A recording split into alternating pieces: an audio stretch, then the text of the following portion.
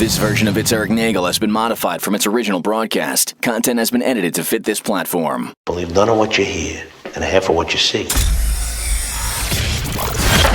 It's Erik Nagel. It starts now. Ladies and gentlemen of the universe, the next voice you hear, it's Erik Nagel. And that indeed it is. Thank you, Scott Shannon. Hello, everybody. Welcome to the 10th anniversary show for this program called It's Erik Nagel, and that is me. And over there, as always, in the frozen tundra of Arizona is Jordan. Hi, everybody, and happy Thursday. You coming or going from your second job? I just got done serving the Feldstein Bar Mitzvah. I decided to crack open a happy Thursday to celebrate 10 years of It's Erik Nagel. Very nice. Very nice indeed. You look like you're serving at the award ceremony that you're also receiving an award from. So excited for the Canadians People's Choice Award. Fantastic. Very happy. I guess we'll go through the usual spiel here. If you're listening to us on iHeartRadio, thank you very much for doing so. If you're listening to us at a more convenient time on Apple, Spotify, any of those other fine places you get your on-demand, do us a kindness. Go over there, leave us a positive review. It does help out the program. And if you want to join us live each and every week as we do said program, head over to our live rooms on YouTube and on Twitch, all under It's Erik Nagel. You can be part of this nonsense that we're doing, going into our 10th year now, officially. It's interesting times, my friend. Interesting times. Yep, yeah. It is. We are coming up on the 10th anniversary of the end of the other show I used to work on, when Opie and Anthony ended. That was on July 4th when we got the news that Anthony had been let go. So that was the end of O&A. And continuing on with other variations of whatever was left of said program. And now we're celebrating the 10th anniversary a week before the other place now is up and done. Well, I think I'm, from what I'm told, I didn't get a chance to hear it or see it, but I think over at the compound, Garrett and Steve have been talking about it already, that that's all done. So yeah, that's I've been done. Seeing it's changing. It's a hybrid evolving thing happening. Yeah. I know the Twitter sphere, X sphere, whatever you want to call it. Oh, remind me to get into this stupid thing. By the way, we will get into it because look what I got. Look what I'm holding. Oh, you got one too. To drink out of. Okay. Yeah. The internet's been kind of a buzz the last, I would say, 4 or 5 days. Various Reddit pages have been mentioning possible personnel changes, what's going on with Compound. And then, so it's been one of those weird things where, I'm fortunate enough to kind of hear about things, and I'm just like watching it happen now from a different perspective now that I'm kind of, I wouldn't say in that world, but around. You're not in that world. Enough. You do not want to be in that world. I do not. I definitely. You are on the outside looking in with your face pressed on the glass. Yeah, I'm world. I'm watching the Today Show being filmed from the outside with the sign saying "I like Erik Nagel." Wow. So yeah, it's been interesting. So I wasn't sure they were going to announce anything or really kind of talk about it yet. Really hasn't been any announcement, but there has been things kind of talked about that other shows this week have had their last show over there, and I think as we're doing this program, Garrett and Steve are over there live, and they have said that they're pretty much done too, and I don't know the details of what they said. We've been setting up for this, so whatever they said is what they said, and that's what's going on. As far as that, I don't know. They'll make some announcement relatively soon about the next steps of everything, but for now is what it is, and it's fine. I've seen some people on there, they're like, "Oh, you're fired," everything. It's like, no, not really, but I'm good to go is what I'm putting out there officially. I've been taken care of. I'm fine. So everything is perfectly good, and their next venture is going to be announced at some point soon, from what I understand. Outside of that, it's not my place to talk or tell tales out of school, which, by the way, I do look like I'm some sort of like I'm late to going to my prep school or something. No, my parents didn't pick me up.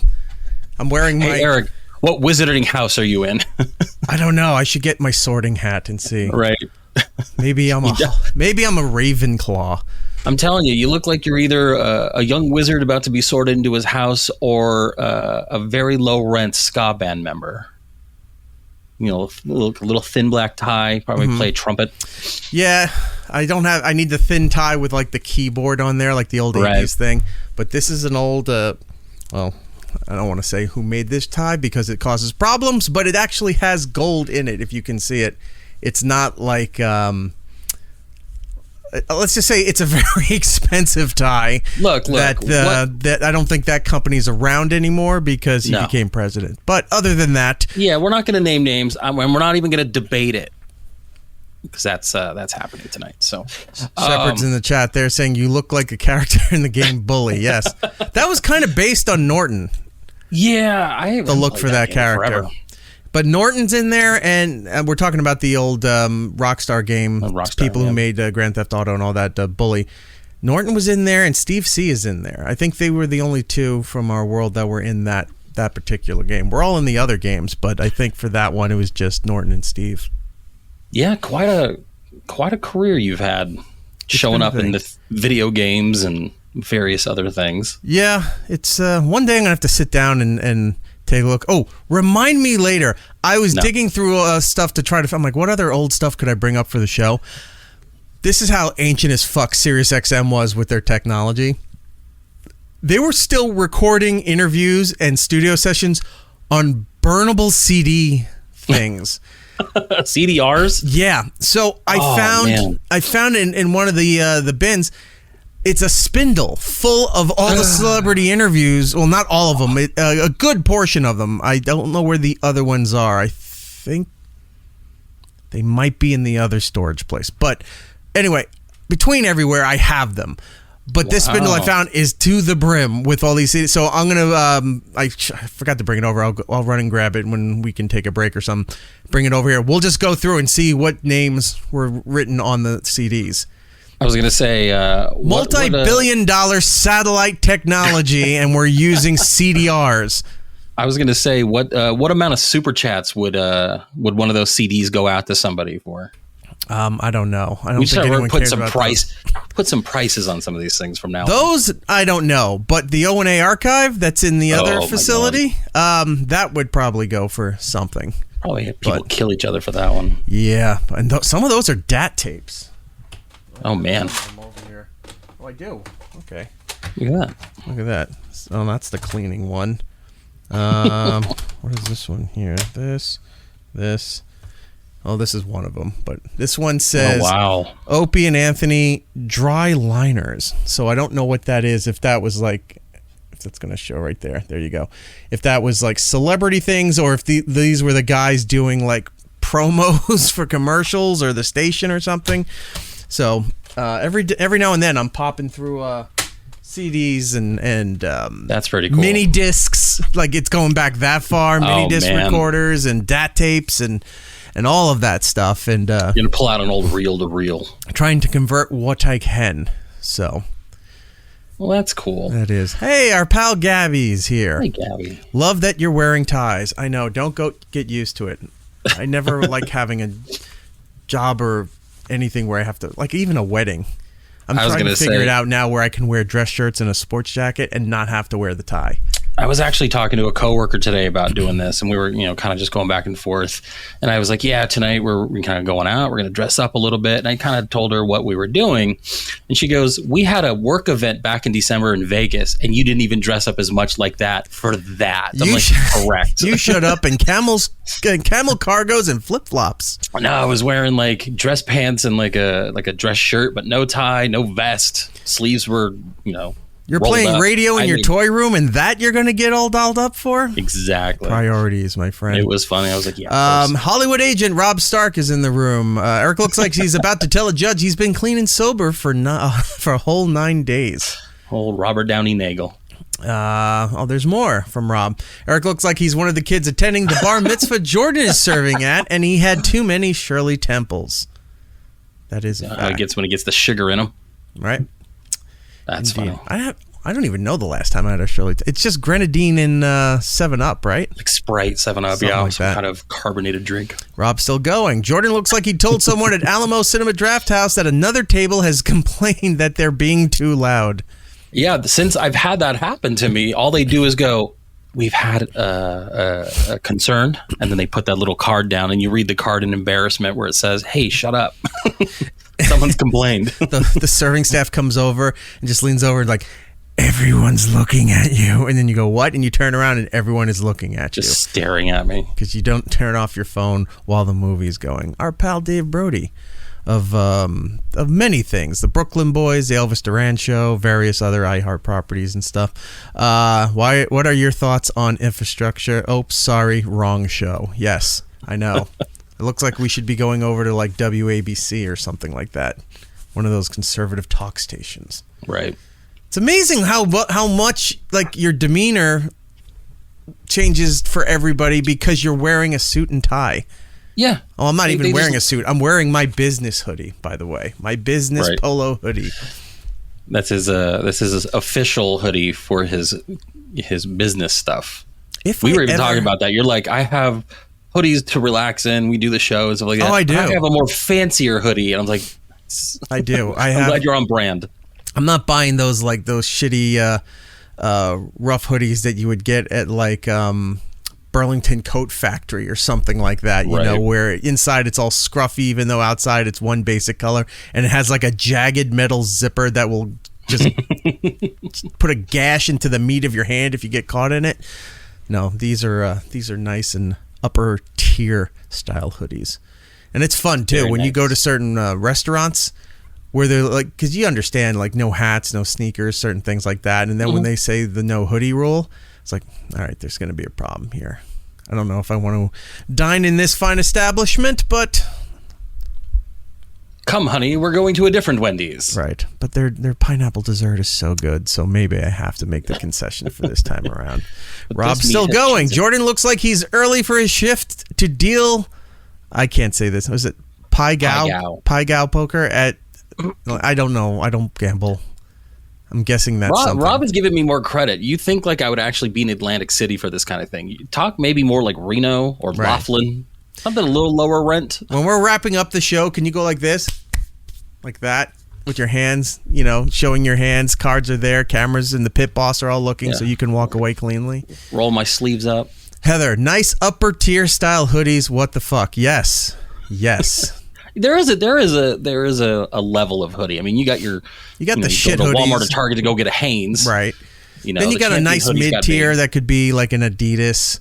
Yeah, or like a track hoodie, something like that. Well, there's a difference in that too, because then you have the heavy duty hoodie that you wear during the colder months, or you have like the track hoodie, which is paper thin, almost like a windbreaker at that point, and you wear that for the warmer season or the brisk fall before it really starts to get cold. Yeah, I have a closet that will be that will blow your mind with that. I can't believe a human being lives like this when you're just seeing tiers of hoodies.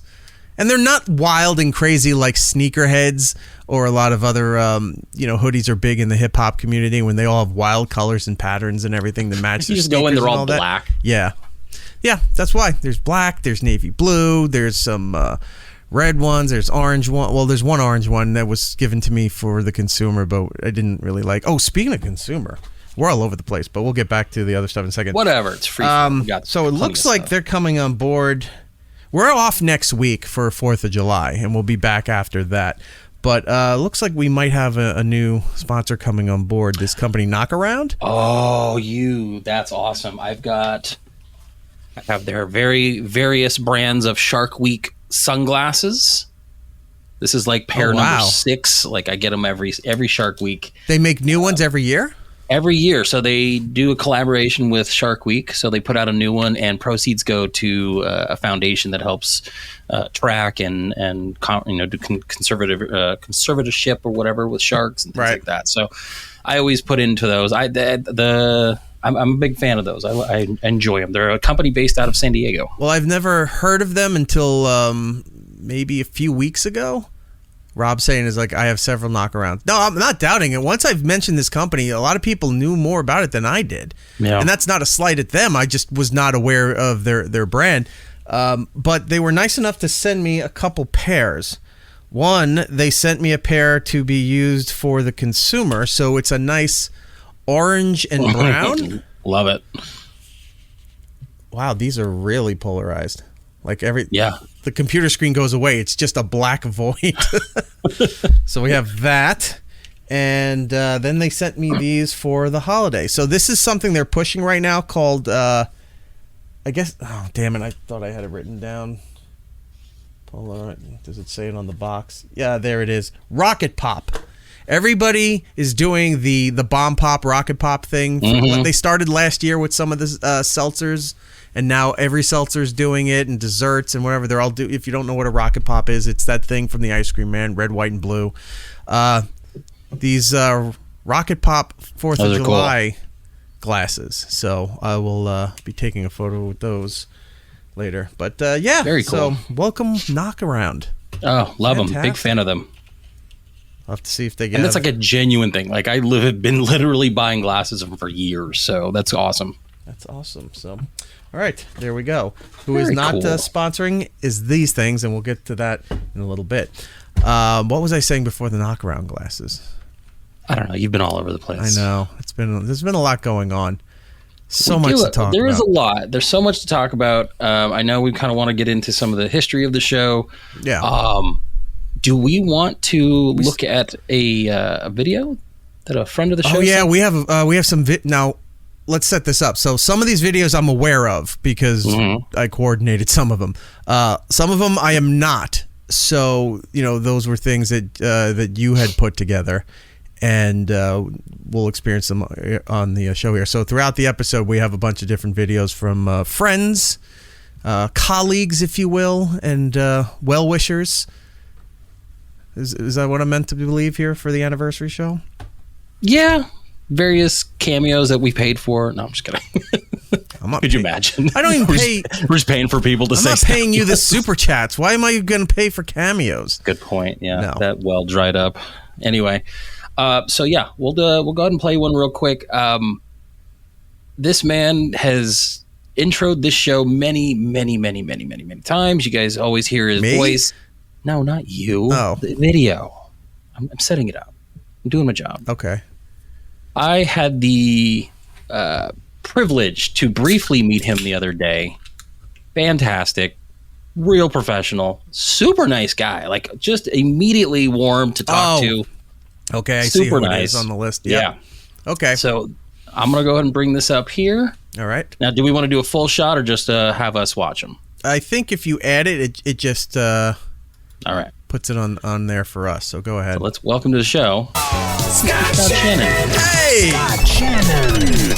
C100 CBS FM 95.5 WBLJ. Hello, friends. My name is Scott Shannon, professionally trained radio DJ, and I was just thinking about my childhood when I was about, I would say 12 or 13, I was in love with rock and roll music and the radio, and I pretty much had decided what I wanted to do with my life. And I thought that was a very unusual story until I heard the story of Erik Nagel. He contacted me when he was 5 years old, tried to tell me he was 22 years old. I could tell I'm not that stupid. I'm not that bright, but I could figure that out, that he was not 22 years old. And he had a goal also. He wanted to be on the radio. That was his dream. He had a dream, and he made it come true. And now he's an old veteran. He's been on the air for 10 years. And I think if you go another 10 years, that'll be enough. Retire. Get the hell out of that business. Happy anniversary, buddy. Erik Nagel, on the air, everywhere. That's fantastic. Oh, he was Thank you, Scott Shannon, again.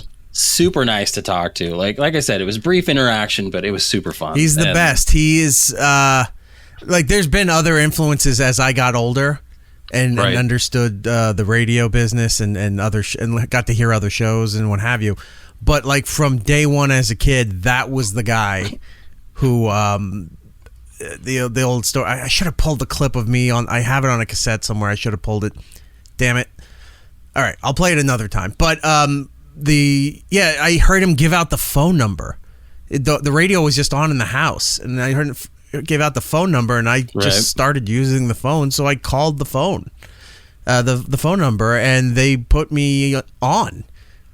And I thought you had to be an adult to be on the radio, so I made up something that I was like in my 20s or something to try to sound older. Just to get on. So were you actually 5 when this happened? Like, yeah. Was he? Oh my God. Yeah, that's 5, amazing. 6, somewhere in there when I called. Yeah. So that's crazy.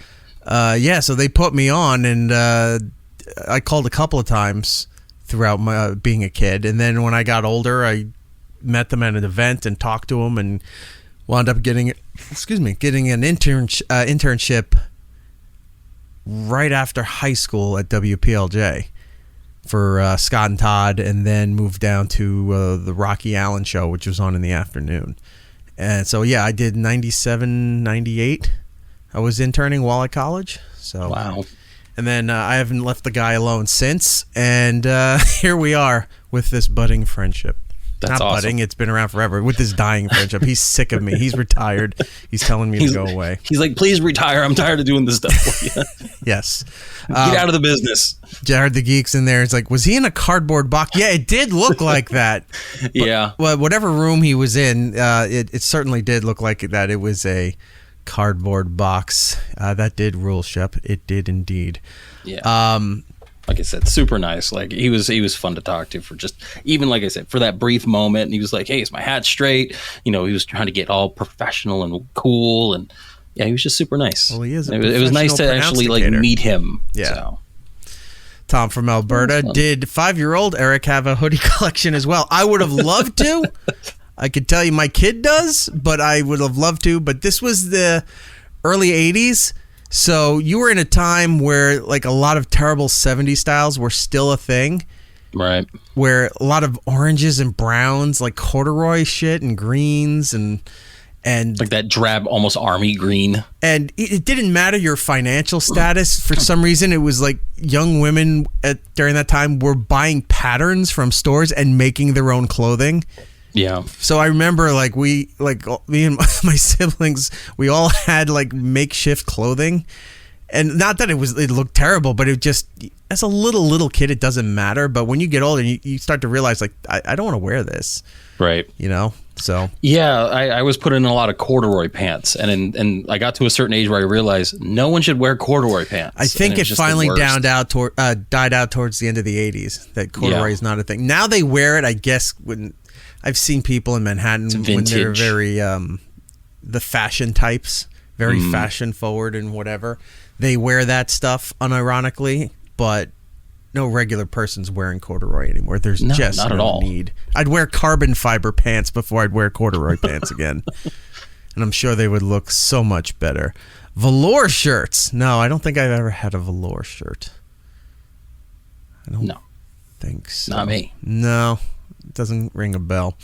So you were starting your career off early, 5 years old. That's crazy. Well, that's when I started calling, and then I used to call other radio stations down the line. Yeah, but that's where I got into all of that stuff. Was Scott Shannon and the Morning Zoo on Z100 in New York. I think it was like 84. I think it was when I started calling. Don't know if this really matters or anything, but I was going through some stuff and I found the old logos for the show. Ooh. See if we want to take a look at that for a second. Why is it? Of course, why would this come up? Why would it? There we go. The wrong thing popped up. That is why. All right, so here we go. So when we were going to start the show, and look, I'll give credit to Opie for this because he wanted me to start doing something on the channel way before we started the show in June of 2014. on the Opie and Anthony channel at SiriusXM. And I just never wanted to do it because I was still doing O&A full time. And at that point, I was just like, I just don't need another outlet of where I'm trying to do something and it's just going to be ruined or muddied by the Opie and Anthony show, audience, personnel, all of that stuff. And then finally, I just said, you know what, fuck it, let's do it. So we went and we launched the show. And as we're getting things ready, Don Wicklin, who was our interim manager or something, like he was the guy we went to so that we didn't have to deal with upper management. And Don's like, well, you got to get the following things ready. He's like, do you have a logo for the show? We need it for the website. And so I didn't really know what to do. I'm like, all right, I guess I'll figure out a logo. And I think I was talking with Roland. It might have been Roland and somebody else. I'm trying to remember that day. But I was like, I got to find somebody who can do graphics and stuff because I couldn't do it. I don't draw stuff, so I need to come up with a logo. And Roland just goofed. He goes, you should just like write it out on a piece of paper and just hand it in. And I said, you know what? We should. And that's what we did. So the studio we had at the time had wall-to-wall coverings that said SiriusXM, had the logo, and then it had the Opie and Anthony logo. So you walk in and it's insane. It's maddening, the pattern going around the room. Like, it's not a comfortable room to broadcast in. So I just did that. I printed out part of it, wrote the rest with my handwriting, taped it over the logo on the wall, and that was the first official logo. It was on the website. It was on the app. It was on everything. Look at that. That's perfect, though. That was the first logo that we did for the show. I just taped this on top of the Opie and Anthony logo, and that's what we had. I think that's funny. It worked. That's perfect, actually. And then, like a year or two later, Paul came on board, and Paul was working on Opie and Jim with us, and then he was also working on my show. And Paul's good with some of the graphic art stuff like that, so he came up with that. And that was the logo that we were using, I think, all the way up until 2021. That was the secondary logo that we used for the show. And then right after that is when we started doing the sort of that logo right there, the starburst, the atomic burst, all of that stuff. So thank you to Paul for that. Why the need to not change? Like, I mean, that's a long time to have just your branding stay kind of like that. Like, most companies don't do that. That's actually interesting. For which one? Just the other logo before moving to what we currently use. Oh, the circle logo. Yeah. The circle logo was something psychological that I learned back in high school. Certain things where certain shapes have certain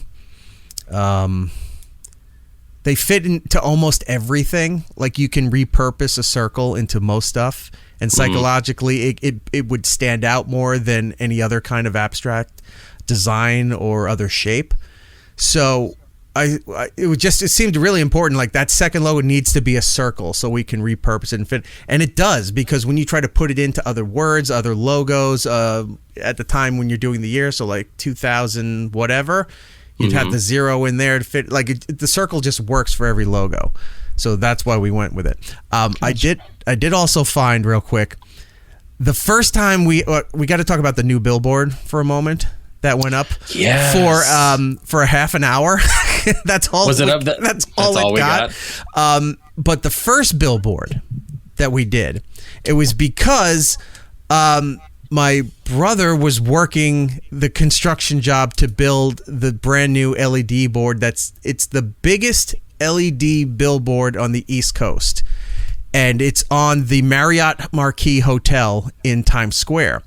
So they were testing things out. They were, where they would put up, they would either stream a video or put up a graphic that had multiple colors just to freak the LED system out, so they could go out on the street and look and see if something had to be replaced, right? If it was not in sync correctly, whatever they had to do, right?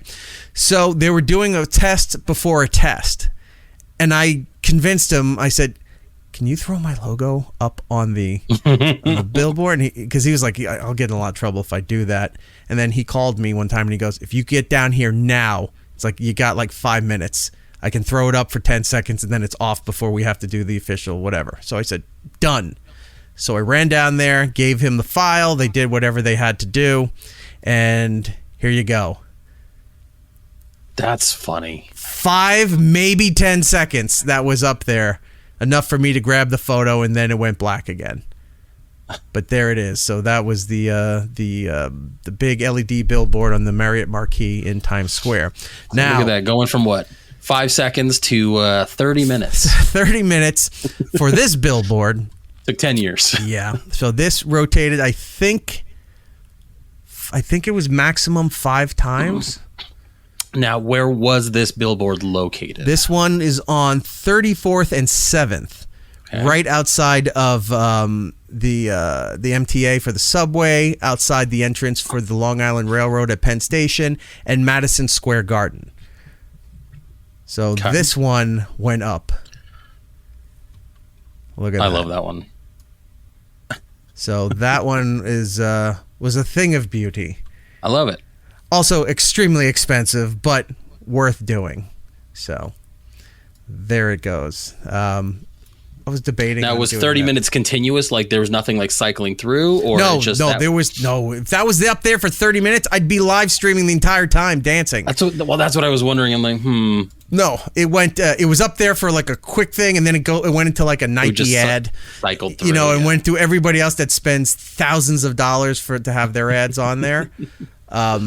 That's what went into that. So, where is the other thing? There's a poster I want to announce, but maybe I'll look for that in a moment. Do we have another video we can throw on? I was going to say, yeah, while we're doing that, we've got another notable video that we're going to take a look here.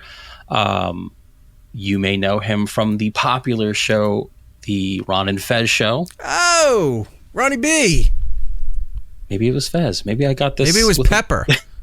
Maybe it was or Pepper. Earl. How great would it be if you got Earl for this? Right. I got Earl. We got Mr. Ron Bennington.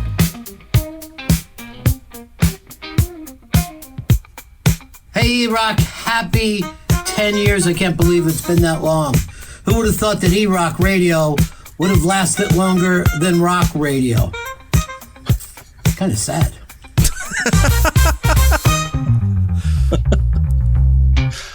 God, he looks like $1 million. I love the love that we see here, and I've seen some of these videos, and it's nice seeing the love. But sometimes when you get that, that's kind of sad. Like he just realizes, he lasted longer than rock and roll. It's a bummer. Like I almost like that juxtaposition there, where it's like, hey, we're celebrating, but then it's because both are a disappointment. So disappointing. Nobody wins in that scenario. Nobody wins. Oh, let's look at this real quick. Doug Nelson. I haven't seen him in forever. He did artwork and stuff for Compound, for Anthony, and I think Pat Dixon, for various other people and stuff like that. Congratulations on 10 years, $10 super chat. Thank you very much. Very kind of you, Mr. Nelson. Thank you. Hope he's still doing. He used to do Doctor Who stuff too. I think he had a Doctor Who stream or podcast for a little while. You might want to check out my Twitter feed, Doug, if you want to see some problems with Doctor Who. We'll get into that a little later. I don't know where the artwork went from. I wanted to show the 10th anniversary poster that we're going to be doing. Damn it. You have that one. I know. Everything moved around here. Of course it did. All right. Well, when I find it, I'll break in. I had it loaded. I don't know what happened to it. Too bad. Is it in? That's okay. Did we put it in StreamYard? Is it there? No, it's not there either. All right, I'll find it. We'll make that announcement a little later then. Anyway, so the billboards went up, the logos changed and everything, and that's cool. It'll be fun. Some new things going forward in the next couple of weeks. We have the show's going to San Diego in August. That's going to be fun. So if you're in the San Diego area, there's no live event, so sorry you can't come. But we're going there for business stuff, and we will be doing our show high atop a hotel in San Diego. It'll be a lot of fun. You're coming out there. Hollywood agent Rob Stark is coming down he's gracing us with his presence from LA. Right. So he'll be coming forcing down there. us to go get Salt and Straw. Right. very upset that you poo-pooed that option. So I feel like we're going to make our way to there. I know he loves... You know what? I'll make concession. If he comes down, I will go to Salt and Straw. Yeah, because, I'm not a big fan of Salt and Straw, but I will... His 2-hour drive is going to be such a sacrifice compared to my 6.5. Or he's probably... Do they have a train to San Diego? I don't know how they do. California... Yeah, they do have a train works. system that can actually go from San Diego to like his area. Because I think he can actually like... There's a train station just outside like Angel Stadium. Right. Like there's a big Anaheim hub, and that goes all the way down to San Diego. So we'll still have to pick him up if he does that, but that'll be fun.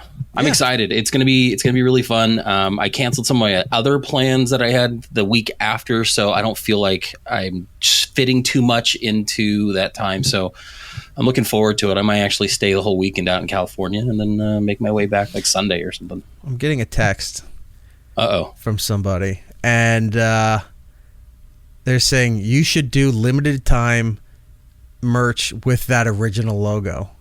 That would be cool.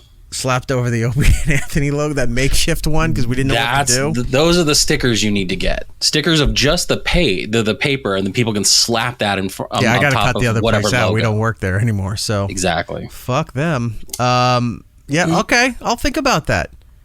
I didn't think that anyone would give a care, so to say, but alas, if that's the case, then we shall do that. That'll be cool. I guess people in the chat are already trying to plan their trip to San Diego here, as Heather's saying, Tom, let's me and you both show up. You would be more than welcome. I don't know if we'd have hotel rooms or stuff to accommodate everybody, but...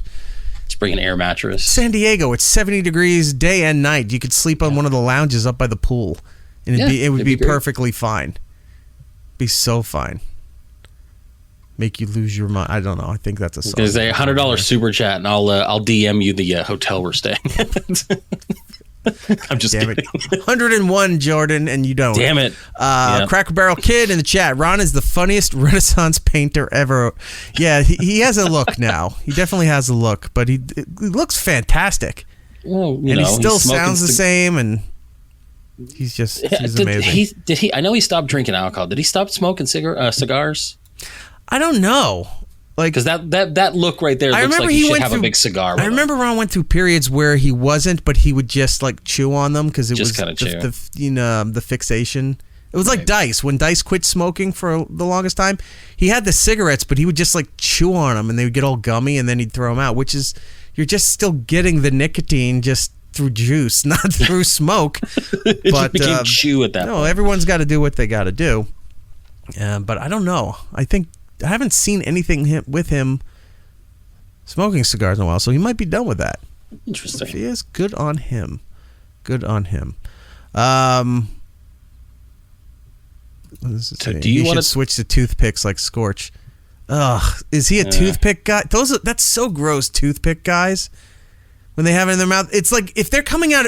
If you're going into a restaurant or you're walking past a restaurant and somebody comes out and they got the thing in their mouth, that's fine. Because that's not going to last. Eventually, they'll throw it out in the proper receptacle, not flick it on the ground like a savage. But people that walk around and they're not even at an eating establishment. They're just having the toothpick because they're a toothpick person.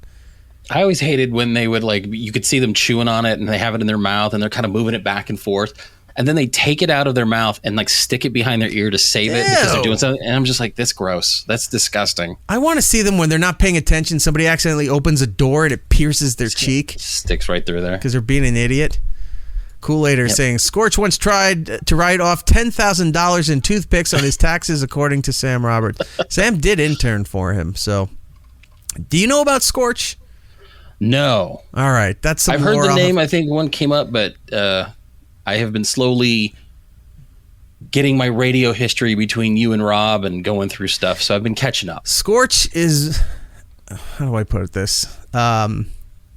Perpetually unsuccessful. He still finds jobs, but it's just either parallel or lower than the previous job he had. And still manages to keep going and be entertaining, whether it's not the kind of entertaining he thinks he's doing, but to everybody else it's fascinating. He's a perpetual liar. not perpetual, habitual liar. Constantly. I have clips somewhere where he was doing his live show at a bar, but he was recording it for like it was going to be a television show. And he said one time that they're getting syndicated to London. And he was like up in this shithole town of like New Hampshire. And I'm sitting there and like, how? There's no possible way this bar dreck is getting syndicated to London. So he just kind of fails upward, is what you're saying? No, he fails. I've had people that fail upward. He fails and floats to the next failure and to the next failure. You can't get rid of him, but he can't go any lower. Jesus. Oh, that's right. That's what he used to call it. Manch Vegas, New Hampshire. That's not the name of the town, but that's what he used to call it. Yeah, apparently we have fans in there because everyone knows. Yeah, see, Cracker Barrel knows that the public access station. Oh, man. Kool-Aider saying he rebooted his show was called Pretty Effin' Good Television. Oh. So it's PFG TV on YouTube, and it's just brilliant. I've been following the clips that they provide on who are these podcasts on Carl's show. Okay. So if there's anything worth watching, it's on Carl's show, and I'll watch it there. I won't be seeking it out. All right, we have some other stuff to get to. You want to throw another thing on? I do, actually. I wanted to, before we get into probably your online fighting or your water bottle obsessions, we have another radio personality that wants to say, happy 10 years. Hey, this is Elvis Duran. Just want to wish our friend Erik Nagel and the It's Erik Nagel Show a happy anniversary. How he lasted this long, we just don't know. He's not going to hear this, right? That's an ongoing theme tonight for you folks. I was going to say, that's the theme, is that we're all surprised that 10 years has passed. Wait, you're still doing that show? Elvis is on... Is he in the morning on Z100? Yeah, but he's on like 90-something markets. Elvis is on, I think he's in his 27th year? Jesus. Doing that morning show. God bless him, man. Good for him. And you can figure that out and do it at that level for that long. Fantastic. Like we can only hope to aspire to having that kind of longevity and success. So all the best to him and everybody on Elvis Duran's show here. I thought I did find the poster. I found it. All right. I want to bring this up. So we're getting them printed. The artwork is done and finalized. And so the artwork, you'll see it's half and half.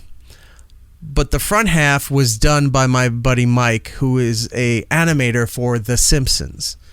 And if you don't know anything about me, I can tell you this. The Simpsons is my favorite show of all time. I've watched it since the shorts on the Tracy Ullman show as a little kid, and I have followed it ever since. Now, people, look, a show's been on that long. People come and go. There's golden eras. There's moments other people like the rest don't. It happens. The show's got, I think it's in its 36th season. Yeah. And it's still going. So anyway, I love The Simpsons. I want to do everything I can to be a part of that world. I've met and talked with Matt Groening. I've had various cast members on this show. Nancy Cartwright, directors, writers, whole bunch of different people. Harry Shearer, Hank Azaria, Yeardley Smith. The only ones I haven't been able to get are Homer and Marge. See, this is where you and I are very like-minded. I grew up same way, watching the Tracy Ullman stuff. I had moved to Kansas from California for a couple years. Hold on, Rob's fired. Erik is dressed like the guy who loved the Problem with Apu documentary. How dare you, sir? How dare you? How dare you? Continue. But living in Kansas, they didn't syndicate The Simpsons out there yet, so you couldn't watch it on Fox when it was first airing. So my grandma, You're not living a in third world country. It was on across the nation. How did you not have it? Have you been to Kansas? Trust me. It's not even syndicated. It was it still is. It's a network broadcast television. It wasn't on TV there. So my grandma would take VHS tapes and tape like 5 or 6 weeks of episodes and then send them out. We were like the most popular kids in the area. We would have like all the cool Simpsons episodes, stuff like Babysitter Bandit, all those first season episodes that, haven't really aged well now, but I still love them. But yeah, I've loved The Simpsons. I mean, you were nice enough to send me a book about 2 weeks ago, autographed by Nancy Cartwright. Oh, it's right on my shelf now. It's I love that show too, and I quote it endlessly. And it drives Rob crazy. He hates it, and I love it. It's one of the ways I bonded with this comedian Gino Bisconte. He worked at the other place with me, and we used to bond over our love and obsessive nature of The Simpsons. There have been plenty of times, 2, 3, 4 in the morning, Gino sends me something Simpsons related and just sets me up to see if I know the following line to go after it. Like Erik actually, it's nice every now and then Erik actually praises me, which is rare, for my random obscure Twitter handles every now and then. Yes. My latest one is Mr. Schnrub. Yep. It's the alter ego of Mr. Burns when he's trying to get the money before blacking out the sun. Tom from Alberta. Kansas didn't have it, but Canada did. How is that possible? I don't know. All I know is that she used to tape a bunch of episodes for us and send them out. Well, we'd have a little care package with Simpsons on a VHS tape. I'd be wearing my happy hat, as the kids say, if you're sitting there waiting for the mail package. As you're sitting there by that what is it, that barbed wire fence to keep the cattle in, as on that dusty road, as you look down and over the hill, you start to see the mailman driving down to Jordan's old farm with the package. Wow, the mail's here. Yes. It was like Christmas. You just don't. You kids today just don't understand. Loved it. Anywho, so this poster, my buddy Mike did the foreground, and it fits in for the rest of the theme of the show. So we will let you know when they're available and how you can get one. But this will be the brand new 10th anniversary poster for the show. It's pretty cool. I love it. I can't tell you how excited I was when this was done and shown to me. I said, fantastic. So, love the hoodie. Yes. So I'm going to give props to my friend Mike. He's known as Deep Sea Homer on social media and on Twitch. If you like this stuff, he also is sort of a gun for hire. He can do some other things within reason because, he works for Disney and The Simpsons. So, he's got to be professional about it all. But he loves whiskey, cigars, and golf. So maybe you could butter him up for something. And notice that about him. Like lately, it's been a lot of golf talk. And that's good. It gets him out of the house because I worry about him sometimes. He's just constantly online, and now he's not anymore. And now I'm mad that he's not. So I'm kind of conflicted. I'm like, I want him to be happy, but then I don't because it's taking away my time. So anyway, that's the new 10th anniversary poster. Awesome. It will be available at some point soon, and we'll let you know how you can get one for yourself. So again, thank you to Mike for doing all that. Deep Sea Homer on social media and on Twitch. Go give him a follow and what have you here. All right. Tom from Alberta. Why is the poster Erik not shaking his fist at something? I didn't think of that. Shit. I should have. You know what? 11th anniversary poster will be that recreation of it's Grandpa Simpson. Is it like it's Grandpa? But is it in like a newspaper cutout? Yeah, something like old that. Man yells at clouds. Right. So I'll thank you, Tom. That'll be next year's, and then we got to figure out how we get Jordan into the Simpson universe. Maybe he can be like Milhouse with the dud. Oh, just Jordan with that. You know what though? Face. You make the joke, but I would be honored to be Milhouse. Milhouse is one of the best characters next to like Ralph Wiggum. Right. On The Simpsons. He has some of the most quotable things. He does some of the best stuff. Like I love Milhouse a lot. So please, yes, I would definitely be Milhouse. All right. This is what it sounds like when doves cry. Hey, you can't say radical. That's the thing that I say. Nobody gets that. Nobody gets it at all. I found this, by the way. I don't know why I had this, but for some reason, I didn't take this. I think somebody either tweeted it or sent it to me. Okay. But it was just something random I had saved where the show was on and we had Tom Cavanaugh on the show. You know who he is? Okay, yeah. His recent run on the Flash has been. He's Reverse Flash. I can't remember the character's real name. And damn it, why am I can't think of it. Do you remember? Oh, Reverse Flash's real name in the comics. I can't. Well, anyway, the Yellow Flash, for everybody who doesn't know comic book stuff. So he was on the show. I guess somebody tweeted this or sent it to me to whoever, but I had it saved. Look at that. First of all, look at the old XM radio, the Delphi. Oh my God. The Delphi XM Sky-Fi 2, because you could record things on this and play it back like up to half an hour. Ooh. So 30 minutes of your favorite 3-hour shows. Right. So this was on. And I don't know why it was on at 2:55, because we were on 8 p.m., 8, 9. So I guess this was a replay or something. But yeah, that was kind of cool to see. I was like, I don't remember. I have a whole folder full of this stuff. So maybe somewhere down the line we'll go through some of that stuff too. I hate that my brain works this way. I just remembered his name. It's Eobard Thawne. There you go. Like, it just came to me. Like, Too little, too late. I know. Always. All right. Well, you know what? Before we move on, because we have a lot of love to send your way video-wise, I'm going to play one more from the Elvis Duran show. This is the Brooklyn Boys. Boys from Brooklyn! Brooklyn! The Boys from Brooklyn! How's it going? I'm Scary Jones along with David Brody from the Brooklyn Boys podcast. Yeah, or some might say Brody and Scary, whatever you prefer. Anyway. Why are we here? Oh. We're here to wish our good friend Erik Nagel a happy 10th anniversary of the It's Erik Nagel podcast. 10 years, Brody. What's that like? We've only been doing our podcast for 7. And it seems like 20. Can you imagine what 10 is like? And we've been stuck together. At least Erik has the common sense to, rotate his co-hosts. Yeah. I really should consider that as well, I think. Yeah, same. Yeah. Anyway, happy 10th. Another 10.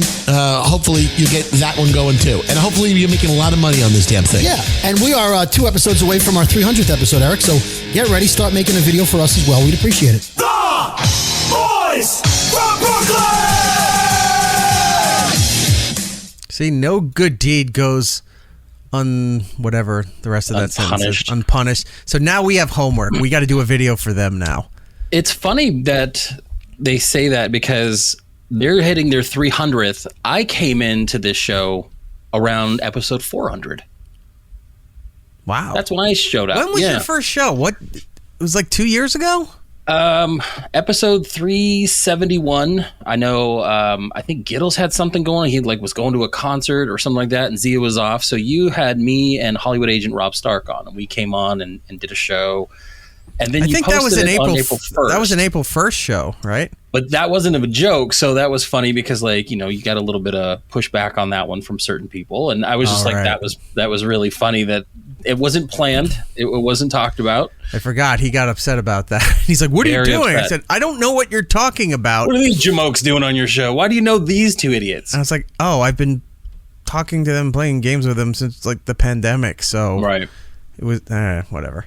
But my official first show was in November of 2022, episode 399, the infamous 1899 episode where you, me, and Gittles fawned over the ill-fated 1899. I might actually go back and watch that show again. I kind of I saw it pop up the other day, and I'm like, I want to go back and watch it as well. So. Yeah.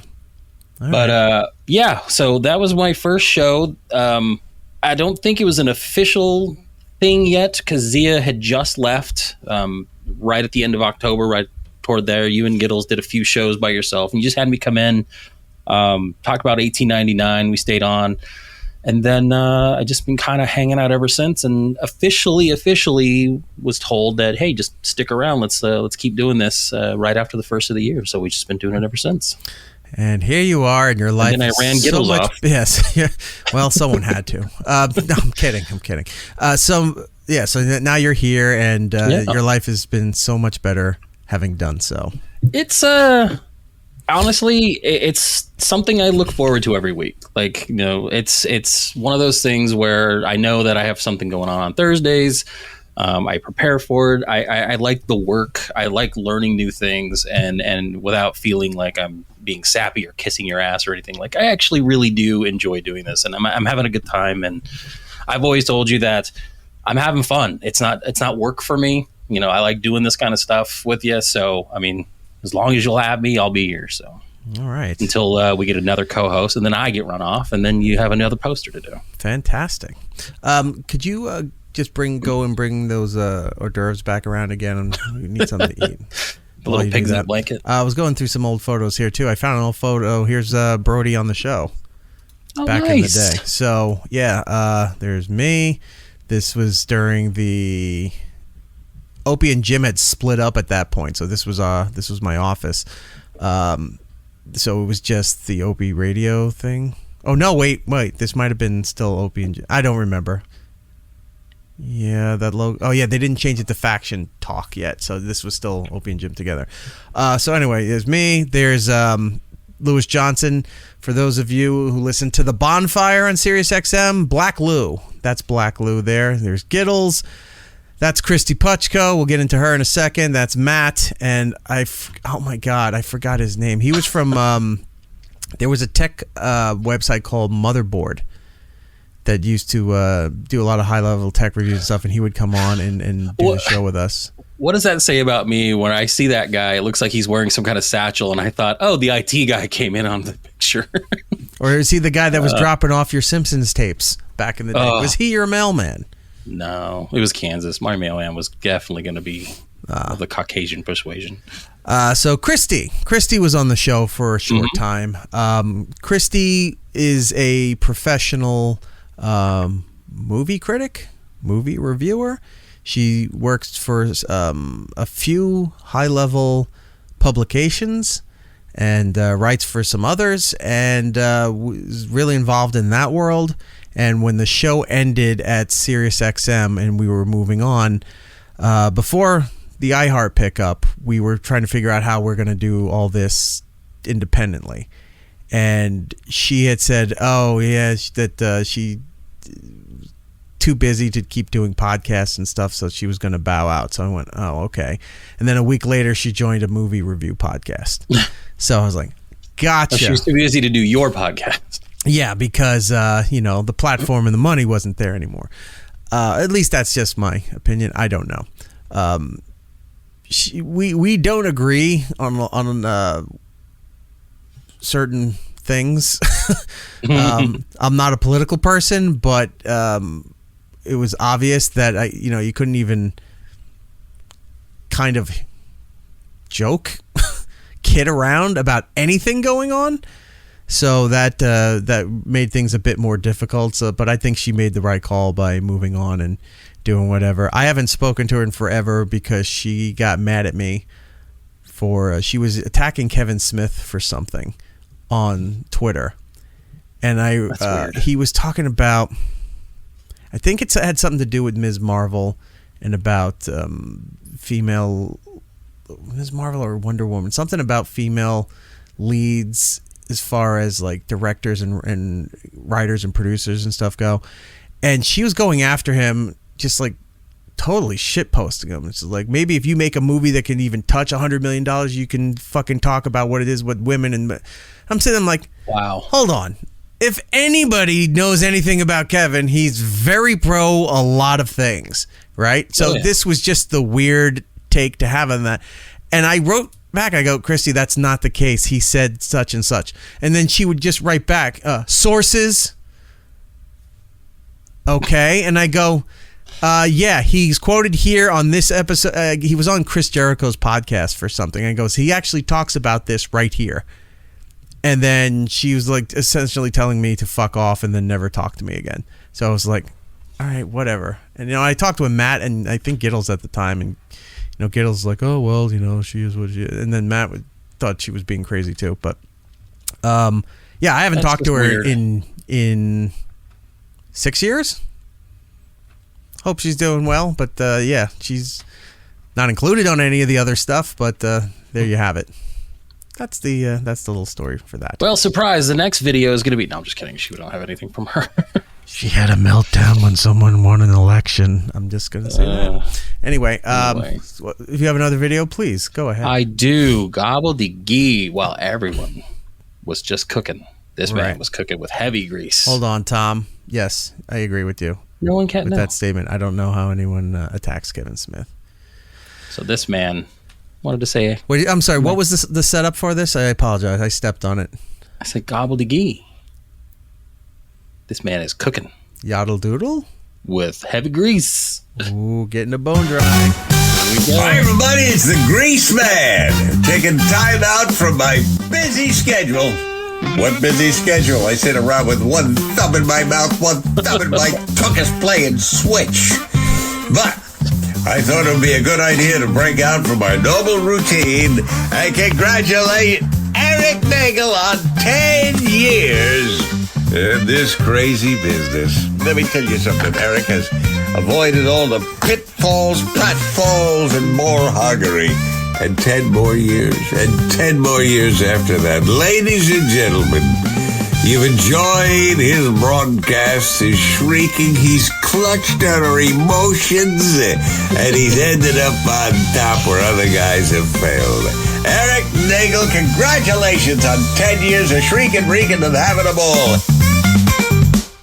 That's awesome. That's really good. I love that one. And he still talks like this all the time. God damn. Anyone else talks like that, people make fun of. Like even Triple H. Triple H kind of has the Greaseman thing. Back in the, not so much now, but back when he was younger Triple H, DX Triple H. And like The Rock would make fun of him. He's like, "'Cause I'm the game. I'm gonna take your title." Like that. Grease is just... He talks like a 90s alt-rock band sings.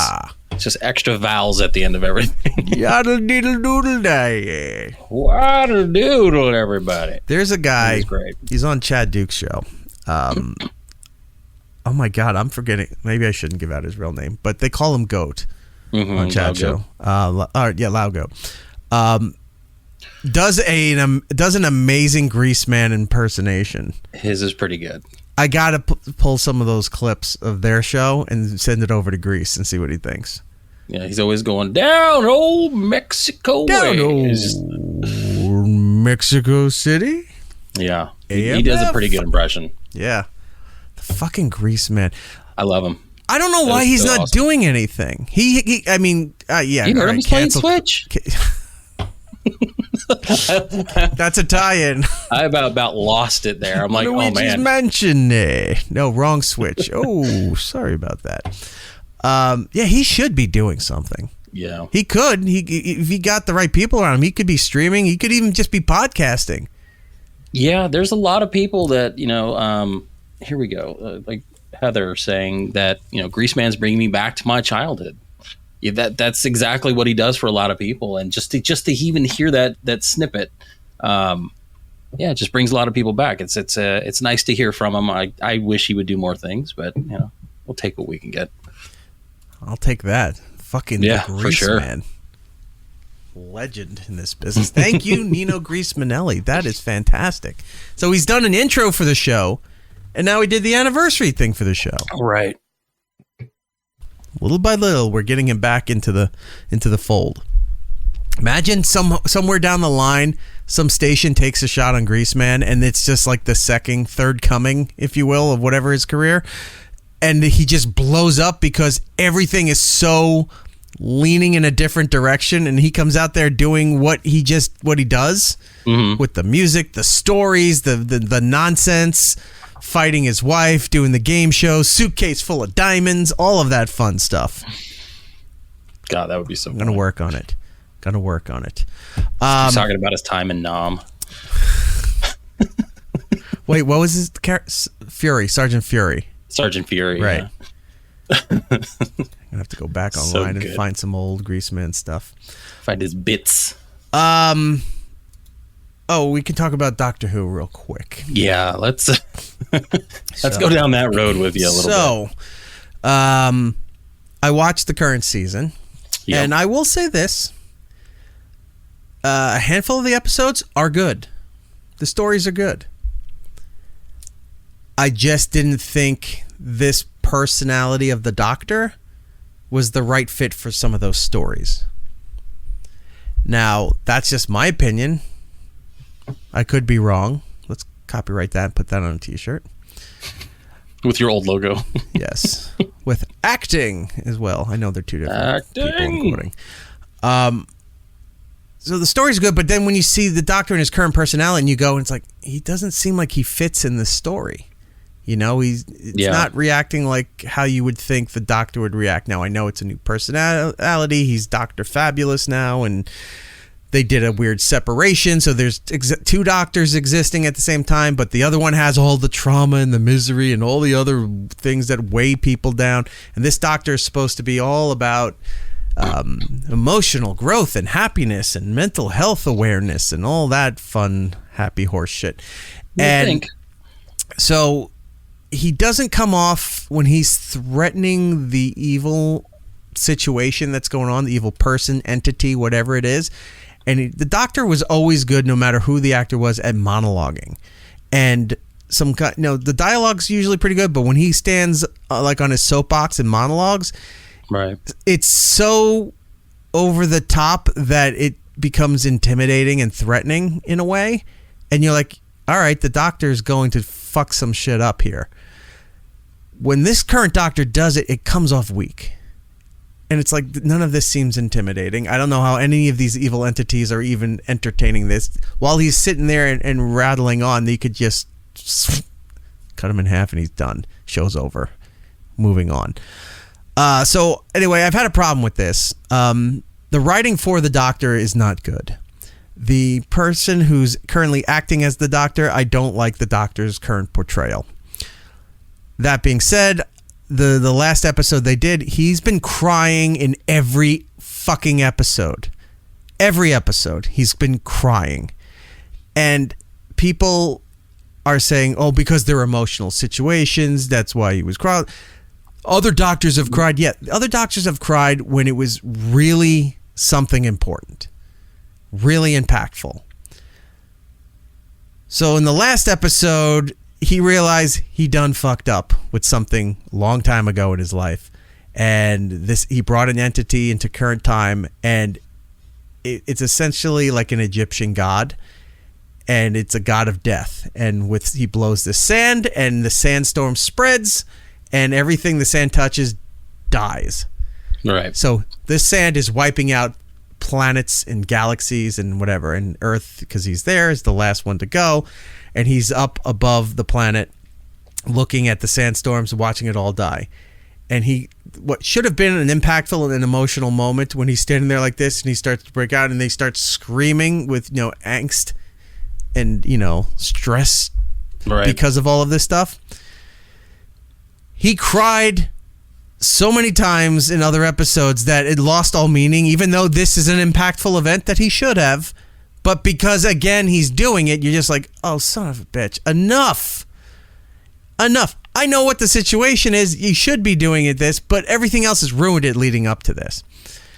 And he does this weird thing too. His face distorts, starts going, like his jaw's moving over, and then he kind of goes. It's weird. It's nonsense. So I put a video clip of that up there, and I did it just because his face contorts when he was about to start screaming, and it looks ridiculous. So I put that up as the goof part, but the text part all says that, I'm tired of this Doctor's monologues, dialogues, everything are terrible. The writing's terrible. This is the wrong personality and the wrong actor for the Doctor. So I put it out there, and I was expecting some kickback. I'm not dumb. I'm putting it out there so you get what you get. So all this stuff comes in, and people are upset because I didn't think the writing was going, oh, you don't understand the show. Everybody that's currently of this newer fan base for it is all up their own ass about emotions and men showing their emotions. This is what real men do, and you're just like rolling your eyes going, oh, you're whatever. Then people automatically turn it into racism and homophobia, which is what it was not. So they're sitting there, oh, I know what this means because he's black. No. If that was the case, I would have said that was the case. I said he's the wrong actor to portray the Doctor because his personality for the Doctor, I feel, is wrong in these stories. That's it. It could have been anybody in those things. I felt the same way with Jodie Whittaker. when she was playing the doctor 2 doctors ago. The writing was terrible, god awful for her run, and I feel bad for her because the writing was so bad. Right. But in certain stories, she had the wrong personality of the doctor for those situations.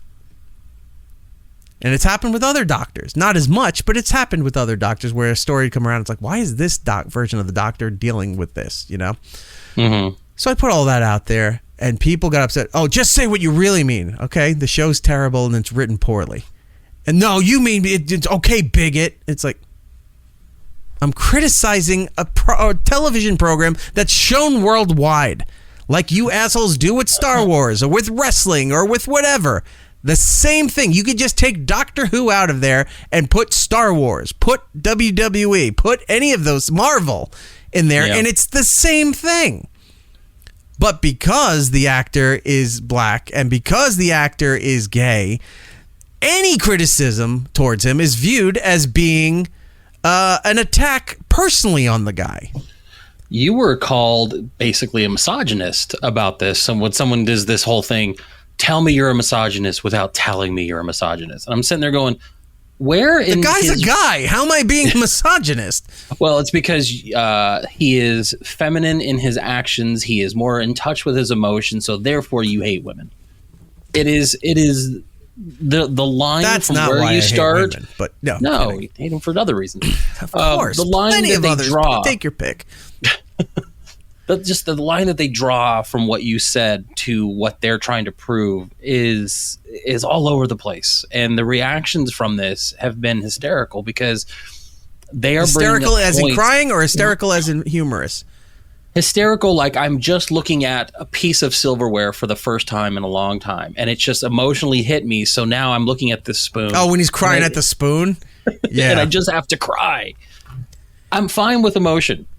I'm fine with, bringing that into this doctor. Right. Doing it every episode at every instance that you can bring it, it loses the emotional impact of what that should say about this doctor. Mm-hmm.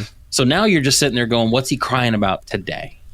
And it's not something you want. No. If you do something all the time the same way, you're telegraphing what you're doing, and you're not going to get that emotional response from your audience, except from everybody that's just going to defend it against, the white male that's yelling about Doctor Who. It's currently up on my Twitter. It's Erik Nagel. You can go and take a look. But this is exactly what I said. This doctor is horrible with speeches, monologues, cries, and breaks down at everything. Some stories were not bad, but he's the wrong doctor personality for them. Played by the wrong actor. Enough with the fucking crying. Okay?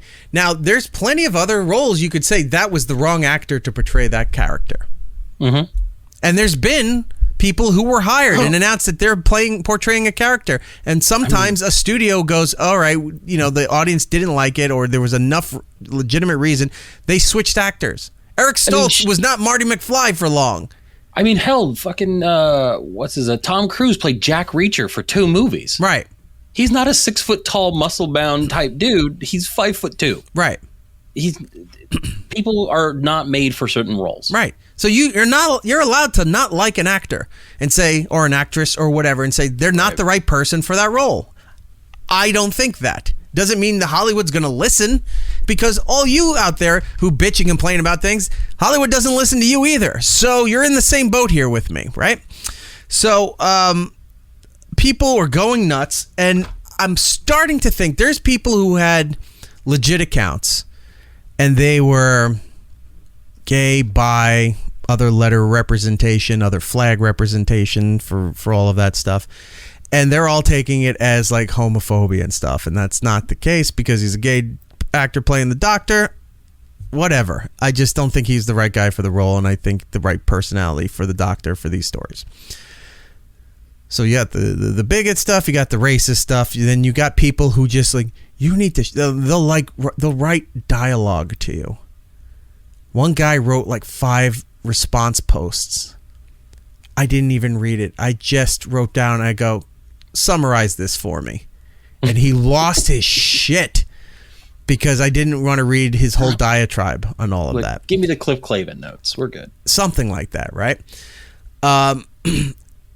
Then I started to notice a certain type of a certain type of person responding, and it seems to be, I want to say it's like a foreign troll collective, and I'm not doing conspiracy stuff. I'm just going based on what I saw here. They all have the same things, maybe styled a different way in their bios. They're saying the same thing over and over, and it's mind-blowing. So, I wrote it down. Hold on. I will tell you where it is. The people who would respond... I might have deleted it. Sorry, 1 second. I apologize.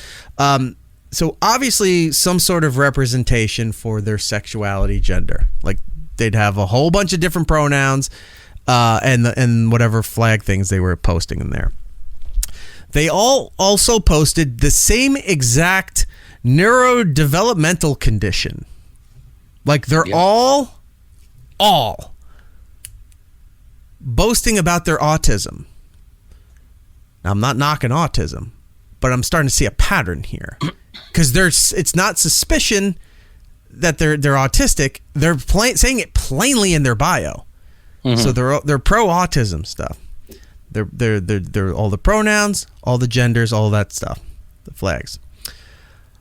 They use all the same terminology when they respond, and they're all supporting Palestine. The flag or the not the mushroom, the watermelon thing, which I found out not too long ago was because the color scheme of the watermelon is the same as the flag, so that's why they've adopted it online. So when you're starting to see a lot of these responses attacking your position, and you go and you look at their bios, it's like 1, 2, 3, 4, 5. Okay, go with the next one. 1, 2, 3, 4. Okay, 1, 2, 3, 4, 5 again. Okay, there we go. You're seeing the same things over and over. Yeah. I also noticed a lot of the accounts started in November or December of 2022. So I'm like, how did they all start at the same time? They all turned 13. Maybe. I don't know. They all have all this stuff. Now, I'm not attacking those people, but I noticed a pattern because they love to attack on all of that stuff. And some of them were posted, if you look through their timeline, posting really heinous and horrific stuff. Like very gross animated portrayals of sexual acts and things like that. And whatever. I'm not going into the rest of it. But I just noticed this pattern here and I go, okay, something's focused on my thing here and they're just going to keep attacking me. So you've seen it. Rob had saw it during the week where I don't think any of my responses were out of line or attacking, disrespectful, hateful, any of that stuff. When they'd start going full throttle with their screaming and yelling, I went down the lower road and I would just say that's incorrect, or I don't feel that way, or my statement is in the initial post. And you didn't engage and they get mad. They couldn't handle it. The autistic ones kept going. Well, that's because you're not in touch with your emotions and you're not this. And I was just right, okay. Or as I was told, they hate the thumbs up emoji, so I would do that. And they would keep going. So you have to stop talking to them and then they lose their shit 5 hours later. So you're not going to respond? Aha. That's what they're doing. They're baiting. They need this constant, whatever it is. They need that constant focus on this stuff. So because they had to go back to go find your stuff to see if you had I bet they were clicking and looking and trying to see what you had responded with, and with no response, it gets to them. Yeah, it gets to them a lot. All I said, and this is it still stemmed from, I don't like the current writing, I don't like the portrayal of the doctor, and I don't think it's the right actor for the doctor. That was it. Mm-hmm. And these people lost their shit. The engagement went up. I will say we got over 1,300 followers the last time I looked, so that was an interesting bonus to this whole scenario. But the engagement, I didn't realize Twitter has these analytics for a post. Do you pay for that stuff? You jerk. So I don't know if I pay for it or not. So, but the analytics, the engagement and the interaction is all in the six figures for all this shit. And it's currently been viewed about 350,000 times at the time we're doing this broadcast. That was one of the other attacks that I found funny, is that when you didn't have a point and they didn't have a way to get to you, they attacked the fact that you have a blue check mark. Oh, yeah. They're like, because you spend $8, you're more important, blah, blah, blah. It's like, we're supposed to listen to you when you pay for a check mark? And I said, yeah, I can afford it. They don't like that term when you say, well, I can afford it. Or I can say, I like the features that come with it. Because it's true. You can edit your tweets. You can fix typos. If you didn't tag somebody in a photo that you meant to tag, you can go back in. And then there's been plenty of times I posted the information for this show and I realized, oh, shit, I didn't tag Jordan or the company. And I go back in there and I add it. Amazing features. Worth the money for me. It's not me going around. The ones who scream about the check marks are the ones who are pissed that they didn't get the check marks to begin with. What can I tell you? They took everyone's away and they said, you can pay for it, so I paid for it again. What do you want me to do? Rough crew, man, you know? Jesus. Well, anyway, you got a tie to do that. So anyway, Doctor Who stinks right now. I don't know. The ratings are terrible. There's no merchandise anywhere for it. None. I haven't seen one bit, no. None. Like, they tried with Jodie at first, and then that kind of dwindled and went away. Her outfit sold big. When they announced her, they put out she looked like she was dressed like Mork from Mork and Mindy with the rainbow suspenders and all that stuff. Like that. It sold well for a while, and I think her cosplay stuff still sells well. But there's not even a version of a sonic screwdriver. There's not a Funko version of him. There's not a Kid Robot version of it, or Titan Vine, whatever the other company was that put stuff out there. There's no T-shirts. There's nothing. Nothing. Have the compact that he has for his sonic sccrewdriver. Oh, I call it the Sonic. Compact? Yeah, I call it the Sonic shohorn. People say it looks like a TV remote. Yeah, it looks bad. It's fucking terrible. It was a bad redesign. The whole show is just an embarrassment at this point. But not for the reasons like when I've seen the other things too. When people go, "Oh, you watch this other web streaming thing, and they're leading the charge on hating this." It's like I've seen some of their stuff, but that's not the reason I hate what's going on here. Right. So I can understand that you're lumping all of us together. I get it, but if you don't take a moment to actually see what the complaint is, and you just want to blindly go in at it, then that's on them, not on me. But who knows? Maybe tomorrow we're up 1,500 new followers on the Twitter account. What do I care? What do you care? So let's switch gears a bit, please. We just keep talking about this. Let's talk about a show that's not terrible. Our friends, Covino and Rich. Hey, it's Covino and Rich. Happy 10-year anniversary to E-Rock. What up, Erik? Dude, it's Erik Nagel. 10 years? That's like 100 years in radio and broadcasting. 10 years. Dude, congratulations. You're the man. Keep killing it, brother. Continued success. Those guys, I met them when we moved over to Sirius XM. Right. Rich used to work at Z100 in New York for a little bit before moving over to Sirius. Covino worked at K-Rock in New York, which was the rock station and the Howard Stern station in Manhattan. And, their show is kind of a little bit dude bro-ish kind of thing, but it developed. I mean, that's big now when you look at like Pat McAfee and Barstool and all that stuff. They were on that before it became the big thing. And I think they were on live sports, all that stuff. They were tied into Maxim Radio. Maxim had a channel on Sirius for a while. Maxim... I forgot the company about that owned Maxim Magazine, Stuff, and then they had like a third one. I don't remember the third one. I remember there was like Stuff. 3 magazines they put out there. But they had a channel on Sirius XM, and I think they were formed for that channel. And then they just thrived on their own, so much so that they moved from New York to LA. They were on the Mets network for a while too, in New York. SNY, which is the network that broadcasts the Mets games.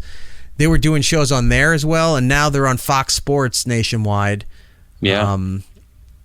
I forget the times that they're on. Sometime in the early afternoon. I apologize. But you can go to their website. They have their podcast still. They still do. And I think they still do some stuff for SiriusXM as well. Those guys have never not been climbing and being successful. So, and they've always been very cool to me and very nice, and I appreciate that. So, thank you so much for doing that, Covino and Rich. That was very, very kind of you. Yeah, we got a few comments in here. We've got the Pizza King Has it really been 10 years? It seems like yesterday Erik was interviewing Meatballs about his time on working for Todd Pettengill. Meatballs, yes. Because if you don't know the lore about Todd Pettengill, he was Todd from Scott and Todd. And we saw Scott earlier. You shall not be seeing Todd on this show. If it is, I'm surprised because I don't talk to the guy. He used to be on WWE for a while as an announcer during the In Your House era, like the mid-90s. Todd's a dick. Todd's an asshole, and when I was interning there, he was an asshole. Any other kind of times that I've been in his presence for something, I've seen him be shitty to people. A lot of people that have worked or knew him have stories about him, not mine to tell, but from my own personal experience, I've never really liked the guy. And when he fucked over Scott, you know that. And then Scott left. He retired out of. He quit essentially. Ceremoniously retired, whatever you want to call it. He announced like, "Oh, Thursday is going to be my last day," and it was Wednesday. So it was like, all right, he's done. And then I called him. We got him on O&A. You can go on YouTube and listen to that when we got Scott on O&A to talk about what was going on, and he wound up going to another station in New York City, CBS FM, and destroyed Todd's show. Todd wanted to be the centerpiece. They rebuilt the whole show called The Todd Show, and that became a monumental disaster, so much so the opening show is a very infamous Opie and Anthony bit. Look for that on YouTube where we dissect his whole opening and his first show, and Todd couldn't look more pathetic. And so Todd got so bad that they wound up having to bring somebody else in. And they brought in Jade Donovan, who's a friend of mine. She's a very nice lady. She's currently doing mornings on Apple Radio out in L.A. So if you listen to Apple Radio, I don't know how Apple Radio kind of works. If it's like Sirius where you have different channels for different formats, or if there's like one main Apple Radio station where they play all the current stuff. I don't know how it works, but she does mornings there. They brought her in for a while to help out the show, and it just wasn't doing that. The station was tanking. It wasn't billing anymore. And say what you want about Scott and Todd, if they were never like the number one show in New York, but they were always in the top 10 somewhere. But they billed out the ass, and that's the technical term for it in radio. They billed so much money, it did not matter what the rest of the station did. And it did not matter what they did, because they made so much money for that company that they worked for, that they were on 22 years before Scott said, all right, this is enough, and he left. Todd tanked within 5 years. So much so, the station was sold to that company that owns religious broadcasting, K-Love. Oh my God, yeah. I think it's called EMF, I think is the company, Educational something. It's a nonprofit station that just runs the same programming on every station that they own across the country, and it's all like uber Christian religious programming, music, all of that stuff. Yeah, it's the Educational Media Foundation. Thank you. Yeah, EMF. So Scott left, went across the street, kicked Todd's teeth in, and then Scott retired from CBS 2 years ago. The station was done. Todd went fleeing he moved to Austin, Texas, and tried to start up a podcast out there, and it was so overproduced. And not even in the right way. Like, even when he was just talking, like how we're conversing here, having a conversation between you and I, and we're trying to portray it so that the audience can understand. He was by himself, didn't know how to talk on his own, and had a bed playing the entire time he talks. Oh. It's like when you listen to those hokey radio stations, like old rock stations, when the jocks would be talking about whatever's going on, and you still hear like a at the bottom, they're still playing fuck yeah, Chippa. That was for up. The bed constantly playing even while they're talking to a caller or they have somebody in the studio. It's like, why is the bed still playing? Turn off the bed so we can hear what's going on. Todd was doing that. So we did a whole season.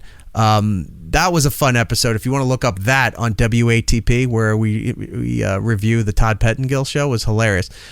So Todd wound up getting his daughter and some other guy on the show because he couldn't do this himself. Then I found out by accident, and a happy accident, that Todd was never producing his show every day.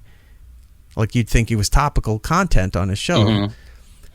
I just curious. I'm on his website. I'm looking around, and I go, what if I just go back? I'm looking at some of the coding isn't fully secure on his website.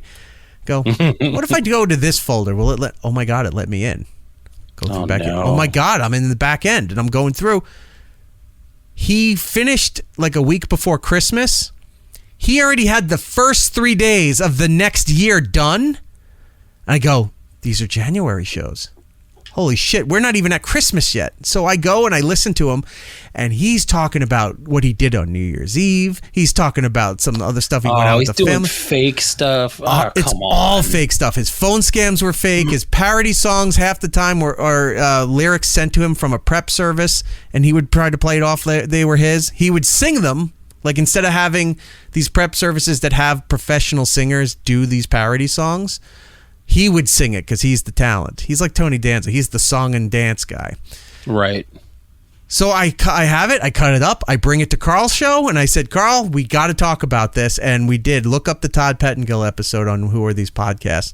And we're just revealing like the first 3 shows that he did for the new year. And Christmas wasn't even done yet.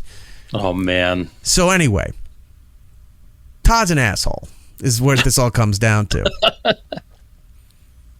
Oh, I don't think I need to go any further than that, but yeah, Todd sucks. Oh, that is funny. We got Craig saying that he feels underdressed. It's all right. We're overdressed. It's not you. We just did this for some reason. Dan McShay, I got married by Chip Chifferson. Did you really? Did Chip do weddings? Oh my God. That would have been hilarious. Was this an episode? Dan, if that was an episode, let me know. I don't think I knew that. If Chip did, oh my God, if Chip got that certificate from the Universal Church and he was doing, fucking yeah, you. All right, bitch, what are you doing? All right, like Kith or something. Name 5 other weddings. I'm going to go booze it up and get laid. And it's like, we didn't even hand the rings over yet, and he's just walking double guns down the aisle, music's playing, making it all about him. They're about to kiss. He pushes his way past. He's just like, yeah. Yeah. Oh, great. That's so funny. Going back here, Pizza King. Scott Shannon was a radio legend. He pretty much invented the morning. Not pretty much, did. He invented it in Tampa at Q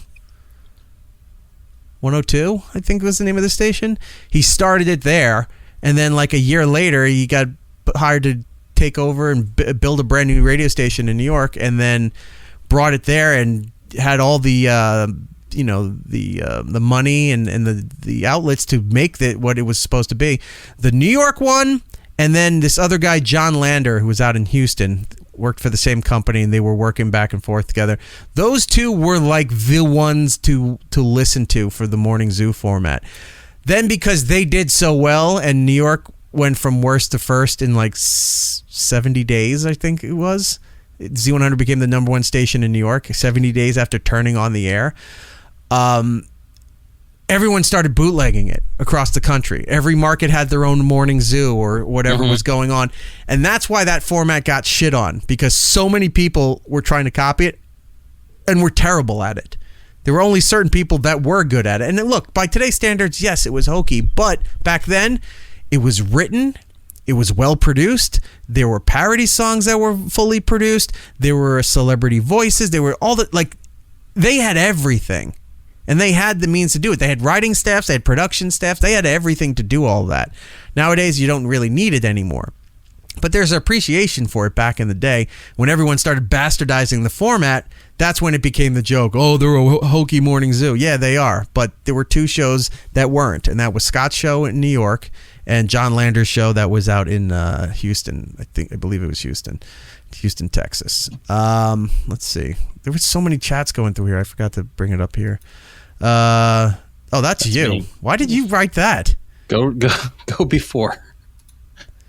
Rob, Jordan looks like he arrived early to judge the Little Miss Flagstaff pageant. Okay, that makes sense now. That makes sense. Where are we here? Yeah, everyone's loving the outfit choices tonight. It's been a. Did you go get my drink? No, sorry, sir. What did you get again? Lemon this time. Diet Coke. Come on. No, Coke Zero if you have it. But if not, I'll take a Diet Coke. Lemon, not lime. I hate when they do that and they bring. I'm you dressed down. like Bart Simpson in the episode where he got off school, went over to Fat Tony's, and made a Manhattan. Superb. 3 fingers of milk, Ma. Yeah. Those fingers through my hair. It's witchcraft. Before Heather, we move hold on. Oh, this is a word I don't understand. Pathetic sad? Yeah. Pathetic and sad? Is that what it is? Is it a hybrid word? Is that why I didn't understand it? Yes. You Okay. don't like hybrids. Okay, the pathetic sad involved with making up your holidays is insane. That is sad. Like, come on, man. Rob loves vindictive Nagel. Yeah, Todd can eat a bunch of dicks. Let's see. Anything else here? All right. Sorry, what did you have? I was going to say, before we move on to your water bottle choices, let's watch another video from our friend Lionel, the mononymous one name like God, Lionel. here to pay homage and tribute to my great friend, the one, the only, the inimitable, the ineluctable Mr. Erik Nagel. In celebration of your decade or decades, depending upon how you look at it, and your transition from Sirius XM to iHeartRadio. iHeartRadio, I get it. I love radio, and we love you. Let me tell you something, my friend. I've known a lot of people in the radio and broadcasting world over my many years, and you're one of them, and I mean that sincerely. As was said, and I mean this, and I think I echo a lot of people's sentiment when I say that when they read the names of the great broadcasters of all time, you're going to be out there listening, my friend. It's been said before, you are to radio and broadcasting what Al Martino was to microsurgery. And as someone else said, and I cannot trace the actual attribution of this, but as someone once said, I'd rather be with you and your crew than the finest people in the world. Erik, my dear friend, congratulations. Many, many Cheers, more my friend. successes to you. You are one of a kind. And let me also say something in all candor and in all seriousness. In this miserable, horrible cesspool of an industry, where people who are basically ambulatory, purulent pustules, sebaceous cysts of nothing, people devoid of anything roughly even approximating mentation. You are a gem and a gentleman, and I'm proud to know you, my friend, and even more proud to call you my friend. Congratulations. Lionel is Lionel's batshit crazy, but he's the best kind of batshit crazy. Like, he may be the most educated and well-spoken person that I've ever I have heard. to look up several of those words because I don't know if he's insulting me or not. Right. But good with the words. He's very learned. He was a trial lawyer that went into radio. He started in Tampa. Yep. And then moved up to New York City. He was on WABC for the longest time here in New York. Mm-hmm. And then he bounced around a couple other places. I think he hosted does Court TV. Yeah, I think he does Calta's show in Tampa every now and then. I know they're friends too. But I remember hearing Lionel when he came on, and it's like, all right, well, ABC, if you don't know, WABC in New York was, it might still be, but it was the conservative political talk. It's the station Rush Limbaugh broadcast from. Like, that was his headquarters, his home station. And then Hannity was on there too before he left for iHeart, and a bunch of other people were all syndicated at ABC. So this was like in the 90s. Lionel was on there in the morning, and I remember hearing him.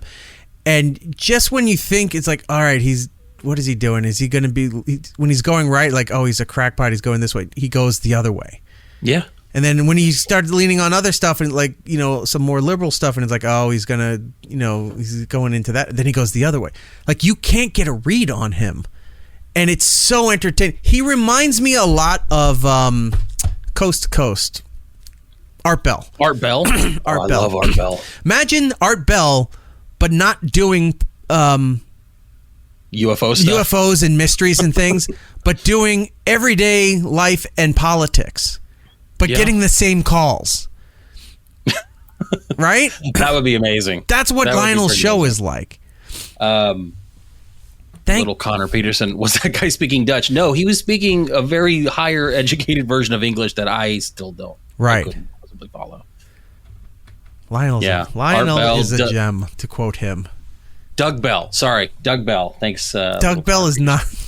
That's not Doug Bell. Doug Bell's the fucking Norton character. I know.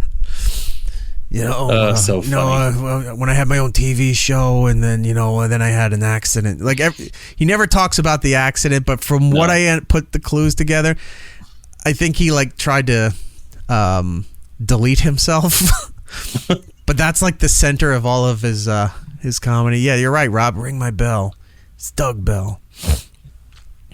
Yeah, I spent many a nights after working late, driving home, listening to Art Bell. It's just so fun. Yeah, so good. Part of it was because of him, but a lot of it was him reacting to the callers, fucking nuts or the people guests, that would call in. And when somebody would say, sorry, half the time I'd be sitting there like, hang up on this guy, or like, what's going on? And he would go, so that's fascinating. Explain how that started. Or it's like, so why do you think that? And I'm like, all right, he's obviously a lot better at doing this than I am, because I would just be hanging up on all these people. But Art Bell's another legend. Is he still alive? I know he's not doing Coast to Coast anymore. Did he die? Let me look. Because he stopped doing that show a while ago. Yeah. Bell. Yes, he has passed away 2018, April 13th. That's what I thought. Oh, that far away. All right. I thought it was closer. I was going to say. Wow. It looks like a weird mix of like Stephen King and he was a weird dude. I really did enjoy the show though, because it was hosted by George Norrie at one point. I liked listening when he did it too. That can't really be the time, is it? Oh my God. Oh, it's late. We got many things. Let's plow through a few more of these then. All right, let's do another one. This is just a montage. Montage. My, oh my. 10 years, my man. Erik Nagel. What does one say about Erik Nagel? A guy who I went to broadcast school with years and years and years ago. And we've both done quite a few things in the industry since. I know he's been a mega fan of radio, as I have for all this time. And Erik, you always do the best job possible to put on a show that I know will entertain people. And that's why It's Erik Nagel has made it a decade, goddammit. I'm distracted I knew it by could the be sign done. behind him. And here we are. I watch it too. So congrats to you and the whole crew, and keep doing what you're doing. I know I love checking out the show all the time.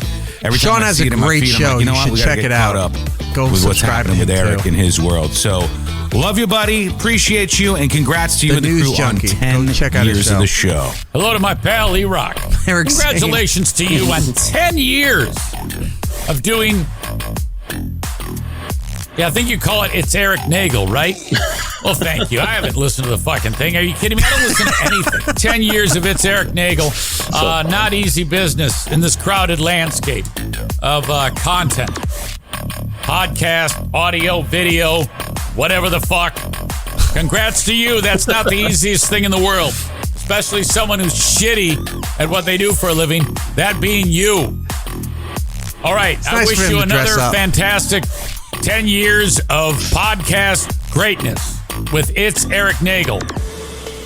Till next time, thank you so much, buddy, for helping me.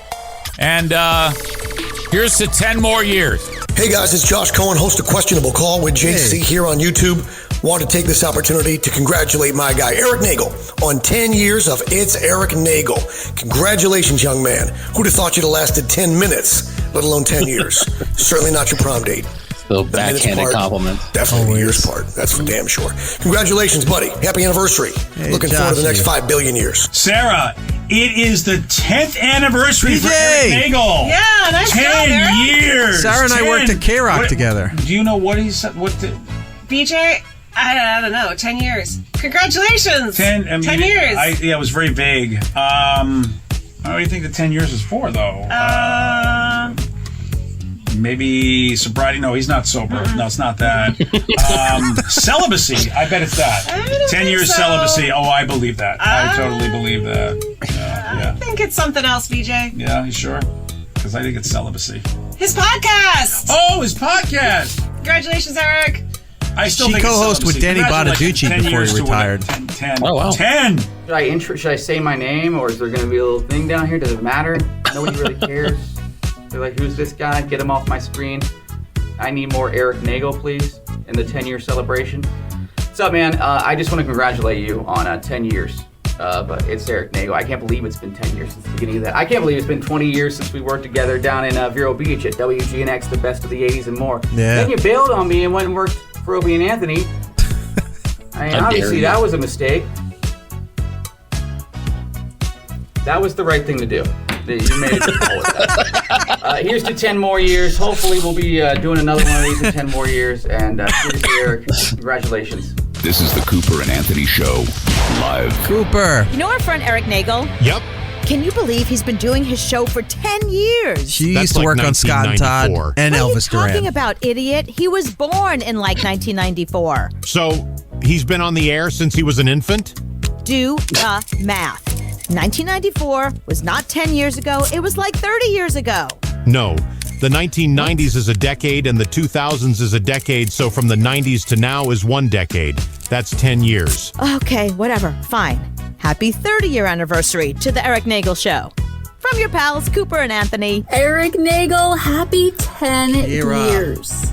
That's insane. That's a full decade. You realize that, right? And now you gotta one-up yourself. You gotta go adorable. 11 more years. And at that point, you'll be like 71, so it'll be time to retire. Happy 10 years, my friend. Nagel, you sexy son of a bitch. It's Shawn from Amy and Shawn on 102.7 VGS in Las Vegas. I am here to say happy anniversary. Happy 10 years on the show. I don't know how It's Erik Nagel has lasted this long, of course, other than you. I mean, you got us through COVID. You got us through the good times. You got us through the bad times. There are many more bad times to come, so hopefully you stick around for another 10 years or so. That'll be really nice. You are one of the most talented people in the business. I wish you nothing but success. Happy anniversary, my friend. Wow, Erik, 10 years. That's incredible. Congratulations on a fantastic run that's not anywhere close to being done. I just have a question, though. Does anyone else know, or is it just me? And then why? Why do we do this to ourselves? You know, is the reward the work? Is that what you're getting out of it? Because you're not getting anything else out of it. None of us are. But congratulations, seriously. You're a fucking talented guy, awesome guy, and here's to another 10 years. You're about to blow up, my friend. So let's celebrate with some cocaine. I mean, coke. I wish it was. No cocaine. Kane. All right, so Kane does a show called Kane and Corey podcast right now, live streaming. They were the morning show on Alt 92.3, which is the old K-Rock station. Got let go from there. Kane used to be on K-Rock back in the day in the afternoons. You may, if you were a Howard Stern fan, you may remember Crazy Cabby. Cabby was his co-host for a while in the afternoon. So it was Kane and Cabby in the afternoon who were up against Opie and Anthony at NEW, and Howard was on in the morning on K-Rock. I used to listen to Kane when I was home from college. So every time I was home from college and I had K-Rock on in the afternoon, I would hear Kane all the time. And then it was weird getting to Sirius when he was there, and then just somehow staying in touch all these years. And if you get a chance to, if you're looking for a good show, if you don't already have like a million of them or not listening to this show anymore, Kane and Corey is definitely a good show. You should go and check them out, subscribe to them, help them out. Good people, good people. But everybody who participated in that, thank you so much. Awesome. That meant a lot. That really does mean a lot. So very cool. Now, do you want to do another one? We got a lot. We got a lot of people love you, man. Can we talk about the water bottle real quick and then we'll get to it? Let's do the water bottle. So since February, we've been mocking the people when they were doing this the stampede at Target for Valentine's Day. Is when I really, I don't know if you knew, but that's when I kind of really figured out that Stanley Cups were not like the hockey thing, but the drinking cup became a big trending thing. Yeah. And apparently the story goes that before that, like 6 months before Valentine's Day, somebody on TikTok was praising these Stanley drink cups for their water consuming needs, and it just blew up and it became a big thing and people went crazy. So Stanley Cup didn't create this craze, but they leaned into it. Oh, yeah. So they started making, these things were just meant for like blue collar guys, truckers, officers, things that would just go and get like their hot coffee or, their container coffee, their water, another Jim reference. Regular Joe is that character. I'm trying to teach Jordan radio as we go. I know some of you are like, I know this, stop it, whatever. So they'd have the cups, stop at 7-Eleven, get their butter roll and some coffee or whatever and take it to the work site wherever they were going. Somehow this became a girl thing, and girls were all into this. Young women, all the way down to teenage girls, were getting Stanley cups in different colors. So Target did an exclusive thing with them and had like some pink and red designs that you could only get in there. And we watched those clips of people stampeding like it was a Black Friday sale and fighting each other, trying to take more than the limit of 2. It was insane. So I'm like, it's just a cup for your water. What is everybody making such a big deal about this? Time goes by. If you haven't seen the vacation episode from a few weeks back, go back into the YouTube or on your podcast finder there and check out the vacation episode where I'm recapping my vacation. And there was a guy that I saw carrying a bunch of these kind of water bottles with their handles, going to fill them up at the water stations. And I was like, oh, that's so sad that guy is doing his dad responsibilities. Mm-hmm. Little did that I know that the next day that's my job, because all of a sudden I get handed a cup and I'm like, what is this? And everybody in my family has these things. So I'm the one going up to get water for the kid, for the family members. My mom's like, oh, could you take mine too? So I'm taking hers up there. And now I'm the guy I was just feeling sorry for the day before carrying these water things. And got home from vacation and wound up realizing like, hey, this is pretty good. And then I started using one. And I don't know what the psychological effect is from it, other than I'm drinking a ton more water because this thing's around me than I normally was. Mm-hmm. Well, went to Dallas last week, was filling in on Normal World on the Blaze, and left my cup on the airplane. So I was pissed. It was a very nice one. It was a heavy-duty one. And I bought some shitty one at Target while I was there, and I was using that for a while. And then I talked about on social media and that I'm at the point in my life where I'm researching these water cups, trying to find the best one, which has the proper straw that I like and what have you. So I get a package the other day from a family member, and in it is a Stanley drink cup. Now, this isn't just like some cheap plastic thing. Look at this thing. You can swing this around and bludgeon a person. Like you're all in. This is a weapon. This is like the equivalent of, remember the old what was it, JLN wrestling figures from the 80s? They were just solid blocks of rubber, and if you had Andre the Giant, you're killing a kid on the playground. You swing around and smack that kid in the face, he's dead. Because it was a solid chunk of rubber that they painted up to look like a wrestler. Well, somebody saw the thing and they're like, oh, I thought you needed one. I did, but I was looking to see which one I wanted. So now I have this thing here. And I can't believe that's now where I'm at. I'm the guy that has this around all the time. I was going to say, drinking from this. Let's not gloss over what got you to this point.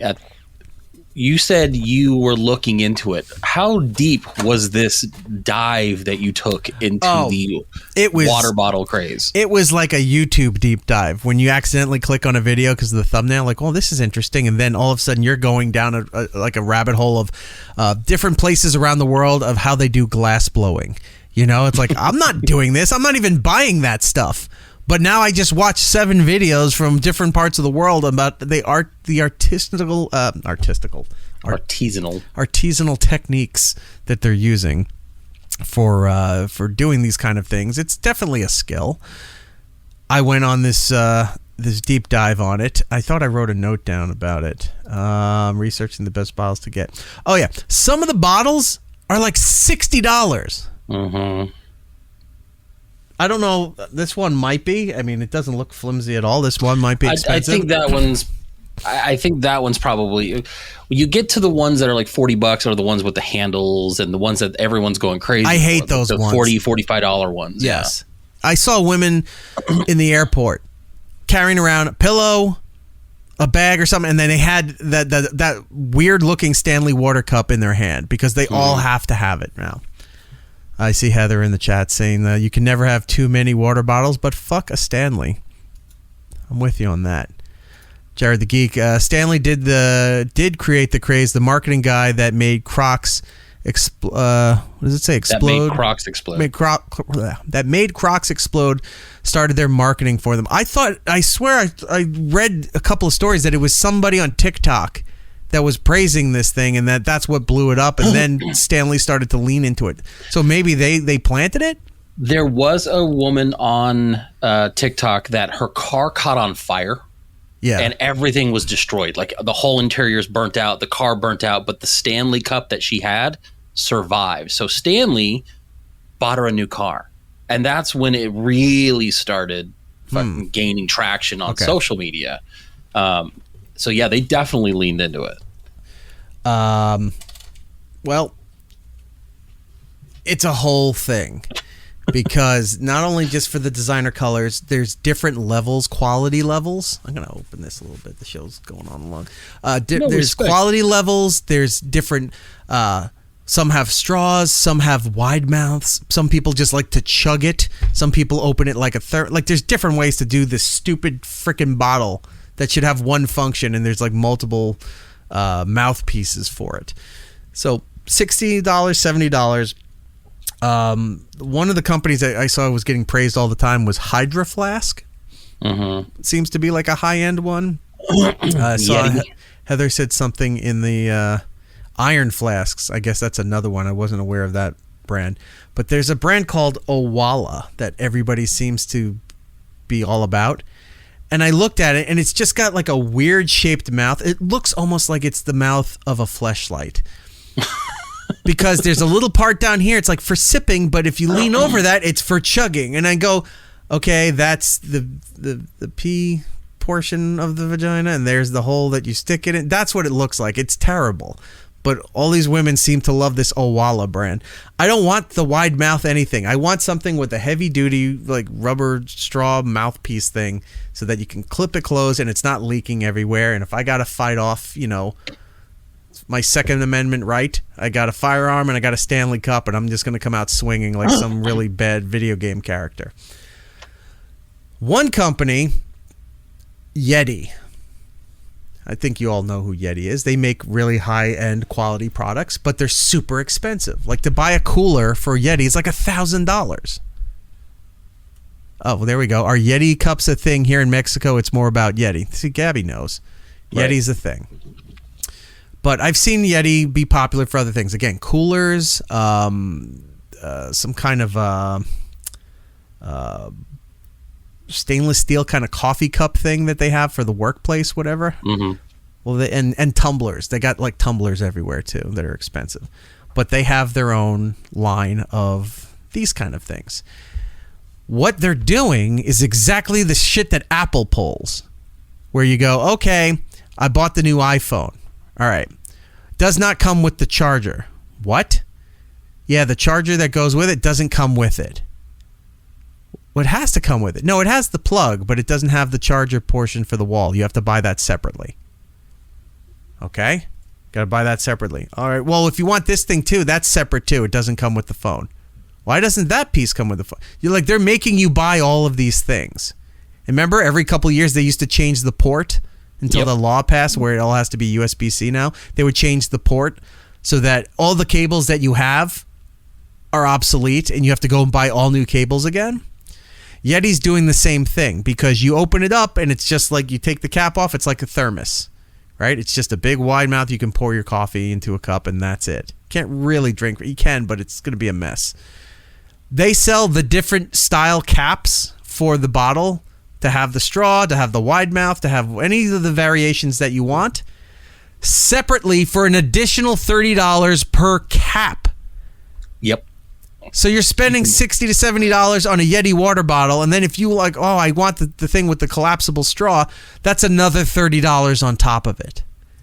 This is how far down the wormhole I went with researching water bottles. I was starting to get mad. I was starting to jump right to 3-star reviews because I knew the 5-star and 4 stars would be bullshit. And then when I started saying, oh, you can buy, they have separate handles. They even have, I forgot what it's called, but it's like a koozie that goes over this thing. Oh my God, that's right. We found that they have like jackets that you can put on these things. Yeah. It was ridiculous. So I couldn't believe when I saw that. The thing that they say is like it's vacuum sealed and whatever, how it's treated to keep your cold stuff cold for 48 hours and your hot stuff hot for 24 hours. Well, in order to secure that, you can get the jacket on top of it to keep this thing insulated that's insulating your drink. It's like the fucking, remember the Nintendo Wii condom that they had for their controller? Because kids kept shooting it out of their hand into their television. Exactly. So they had to issue those rubber devices to put over the Wii because it was considered a threat or hazardous. Now they're selling you novelty shit to put on there. I've seen people putting stickers on this thing and painting designs on these stupid things. It's like the fucking Crocs when they're putting all those little charms into their dumb shoes and walking around in their dirty pajamas because everybody's a perpetual child now.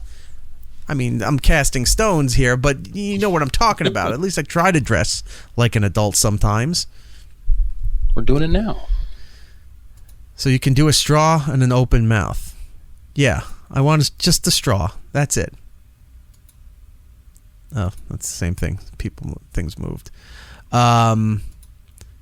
Heather saying, people have been putting stickers on water bottles for years, Erik. Okay, well, I just noticed it, and I'm not happy with it. He's now dipped his toe, for lack of a better term, in this well-hydrated world. It's funny, talking to Erik at night now, it turns into every 10 minutes he's got to get up and go pee. So it's just me killing time. And it's not like the old-fashioned way when men were men and had prostate problems. I gotta pee. It's because I'm drinking this thing all the time. This one's actually smaller than the other one I have. This one's, say, what, 20, 30 ounces? This is a 30 ounce. I think the other one I had that I lost was a 40 ounce. Because, that makes it cool. But he'll do his best chipper, and then he just leaves to go to the bathroom. Yeah, so I'm amazed. That's why I was drinking. I haven't had soda in forever. This thing has prevented me from drinking soda. The psychological effect of having this stupid bottle around all the time is I'm constantly drinking this and not drinking the other stuff. Erik. Even my iced tea consumption has gone down. Look. And then I remembered the other night, oh shit, I could put the iced tea in this. Mm-hmm. I don't know why, because I had the other container that I'd put it in there. I'm like, I could just put it in here. What is wrong with me? Why can't I figure this out? Why was this an issue? Now I can put my iced tea in here and I rotate. And I've also discovered the loveliness of Crystal Light. I do love Crystal Light. Which I've never really drank before. But lo and behold, now they have a plethora of flavors. The Concord grape is fantastic. The fruit punch is still the best. And then I have like the liquid IV from that box somebody gave me. I tried that for the first time like 2 weeks ago. The white peach. Oh, nothing better. I do know what something's better. My life is falling apart here. Here's a better soda for you. Kenny! Hello, Erik. Hello. Happy anniversary. Hello. 10 long years. Mazel tov. Number 10 has a lot of significance. It's a symbol of righteousness and perfection. Most people have 10 fingers and 10 toes. 10 signifies a perfect score or a rating. Most consider you a 10, a man dime. And don't forget that there are 10 commandments.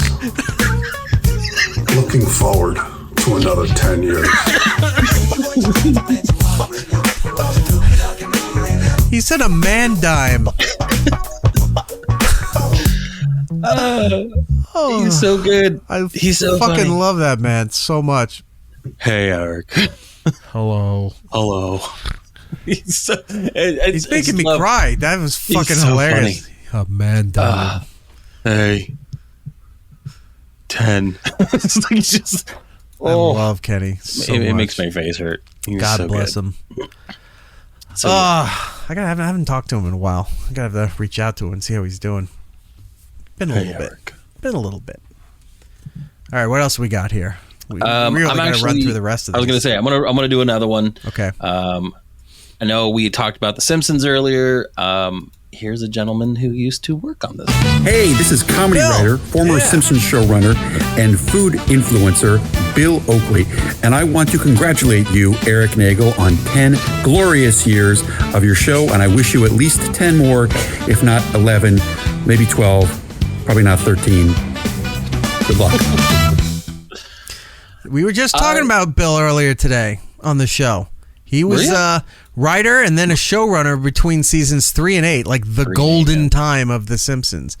Him and his writing partner, Josh Weinstein. I was going to say he is the founder of the Steamed Ham Society, and it's one of my favorite episodes. He created that. So funny. And when he left The Simpsons, he went and created another show called Mission Hill that used to be on, I don't know if it was on Cartoon Network, but Adult Swim. I know it was on there. Okay. Bill's great. Check out his account. Join the Steamed Ham Society. I am a member. I need to join. You should. Definitely need to join. Yep, see? We see it in the chat there. Mission Hill. People love the Mission Hill. I think it only got 2 seasons, unfortunately, but it was a great show. All right, so we're going to use this as kind of like a halfway point for us. Okay. We're going to have one more video from a good friend of the show. Hey, Rock. Congratulations on 10 years of It's Erik Nagel. My, how time flies. Pietasters. All of us Pietasters send our best regards. We go way back, brother, and I can't thank you enough for all the friendship and free promotion you've shown us through the years. We've had some pretty good times as well. Wish I could be there in person to celebrate my favorite with you and the whole Pietaster gang. song. Happy anniversary. Have fun, buddy. Here's to 10 more years. Well, I picked you up. It's the whole song. It was our first day. All right, let's run to the bathroom while this plays. Perform live. Can we do that? Yeah, let's go ahead and do that. I wouldn't have you out too late. Then we went down. We went to a nice secluded place. Things got heavy, it smelled like soup, but still you wanted me to bury my face. Me no wanna lick you. Me no wanna lick you. Me no wanna lick you down there. I said, oh, me no wanna lick you.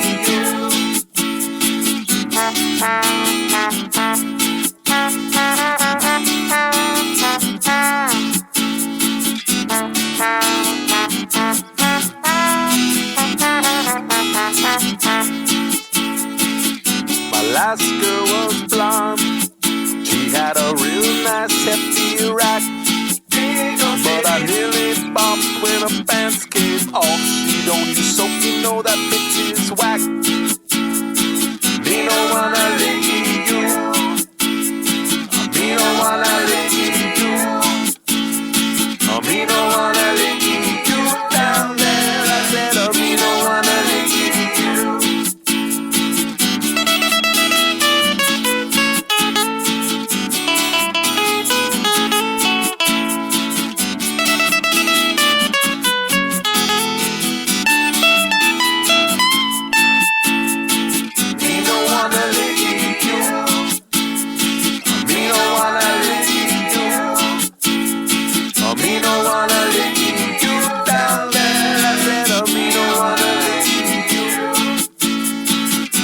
Happy anniversary, E-Rock.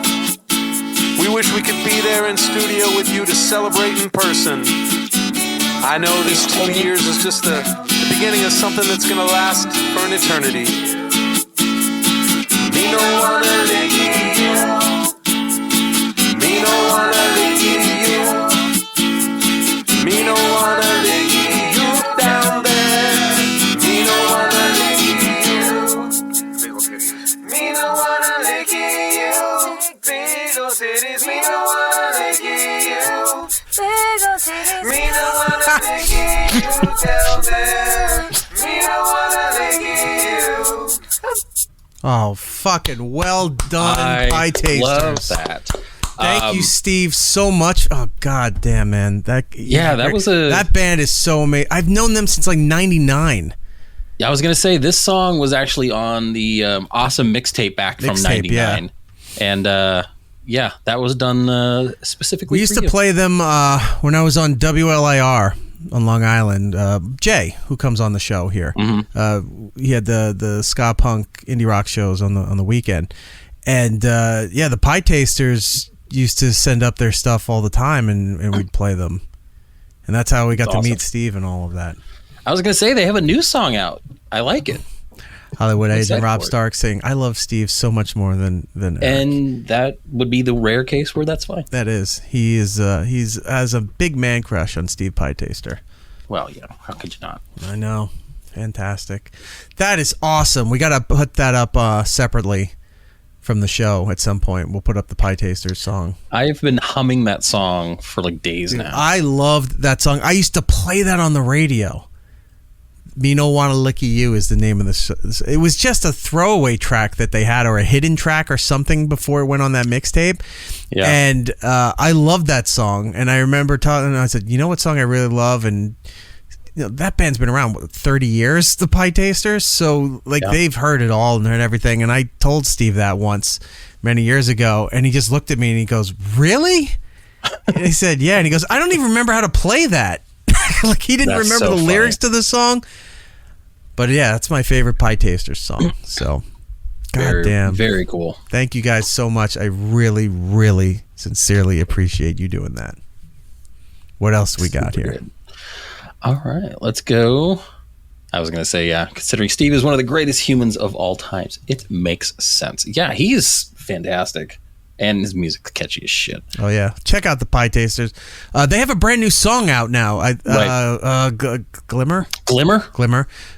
Glimmer is out, and they got a new album coming out. And apparently a handful of the songs, I heard him on Chad's show, saying that they have a handful of songs that they didn't write, but it was given to them by Joe Gittleman from the Boss Tones. And these were songs that they couldn't use anymore because the Boss Tones aren't together anymore. And he gave it to them, so they're recording a few of these songs by the Boss Tones and putting it out on an album with I think a few other original Pietaster songs going on there. That's cool. So the music video is out. Go and check that out. Look up "Glimmer" by the Pietasters on YouTube. It's on Spotify and anywhere else that you get your music. Go and check it out. If you're looking for new ska music, thinking, "Oh, there hasn't been ska in forever," you'd be wrong. There's a brand new Pietasters song. All right, sorry. Continue. No, it's okay. We're going to switch gears here, and we're going to go to our friend down in Tampa. Calta. Oh, hello, Erik Nagel and the Erik Nagel Show. It's Erik Nagel. My name is Mike Calta. I'm in Tampa, Florida, and I wanted to wish you a happy anniversary, a happy 10th anniversary. Anybody who could do this stupid job that we do and maintain it for 10 years deserves to celebrate. Happy anniversary to you guys. I hope you have a great time and drink a lot and end up doing some gay stuff. Happy anniversary. Doing some what? Doing some gay stuff. I mean, if that's what you want to do. I mean, it's a special occasion, and I guess I can't deny that. That's how you celebrate. Whatever. We're not going to throw aspersions. Calta's the best. Good dude. That is funny. On the bone in Tampa. He looks like a Jonathan Rhys Davies. I've told him that. He's heard that for so many years. Every time I see him, I'm like... I told him so many... well over a decade ago, I'm like, you look like the guy from Sliders. And he's like, I know who you're talking about. Shut up. I love that you brought up... there's a billion other things you can talk about Jonathan Rhys Davies, and you bring up Sliders. No, I know everyone would say Indiana Jones, but I just went with that one. Heather's saying, let's see the gay stuff, or let's see the super chats coming in, Heather. I'm not doing this shit for free, for your entertainment. What are we here to amuse you? The ties go somewhere else. Oh wait, there was a super chat that we missed. Oh, there it is. So I apologize. I didn't see this earlier, but our pal Cardiff Electric, the potato. Hi, potato. Happy anniversary. It's not for Josh. All right, I will make sure Josh doesn't get it. Jordan, on the other hand, just add that to the list. Right. I will. A little bit of a teaser. This is one of the ones that I do know. Cardiff will make an appearance a little later in the program. He will.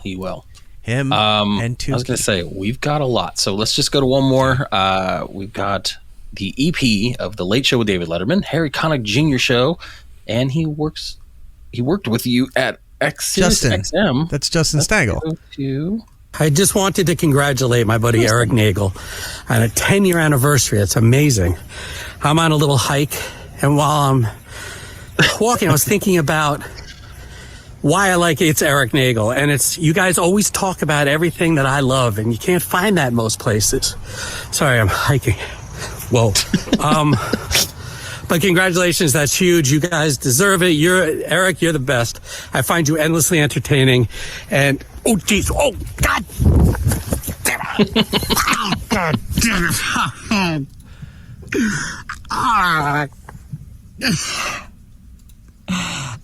I think I broke my leg.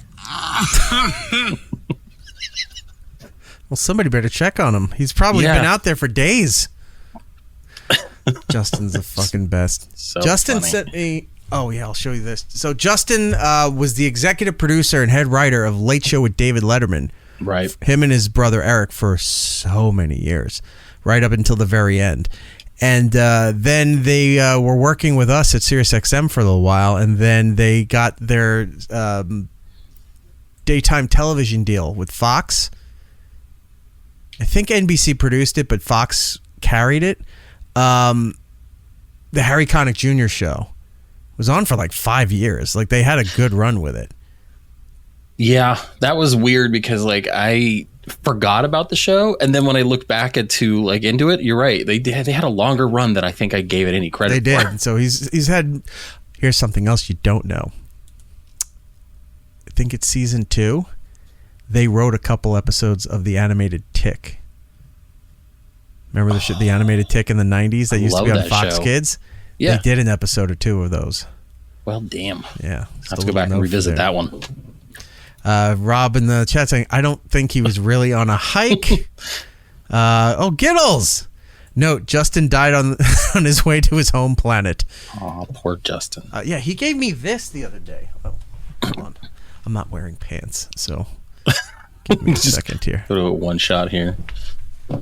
Oh, that is too funny. Yeah, I think you're right. Harry Connick did about, wrong side. Threw me off. I think 4 or 5 seasons. Fuck yeah, crazy. Jared the Geek. Spoon, indeed. See? Oh, yeah. That's the Spoon you get excited about. You don't cry at a spoon like Doctor Who. Chairface Chippendale. Yes. And Dean the dinosaur. Love that show. Sea urchin. So, he sent me this. What the hell? Oh, my God. That's super cool. From Itchy and Scratchy Land. Robot. God, do they have to scream like that when we take their face off? Robot Itchy. Oh, super cool. Isn't that awesome? Just don't take a picture of it. Yeah. I hate when they do that. But yeah, he sent me that. Beautiful human being. Sorry, Come continue. on, welcome to Itchy and Scratchy Land. Continue. No, we're gonna blow through some of these because we got a lot. Yeah, we do. We got all right. Speaking of the Pietasters and WJFK in the Washington Did they area, do another song? That would be great. We're back for another song. Yeah, right in the van. We got your friend of the show, Shannon. Just kidding.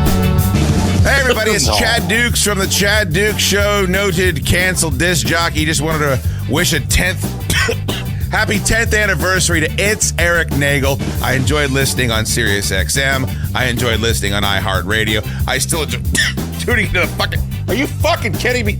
On YouTube, it's a great show. Erik, it's a beautiful shirt that you wore that one time to get in the Christmas. Get the fuck out of here, bro!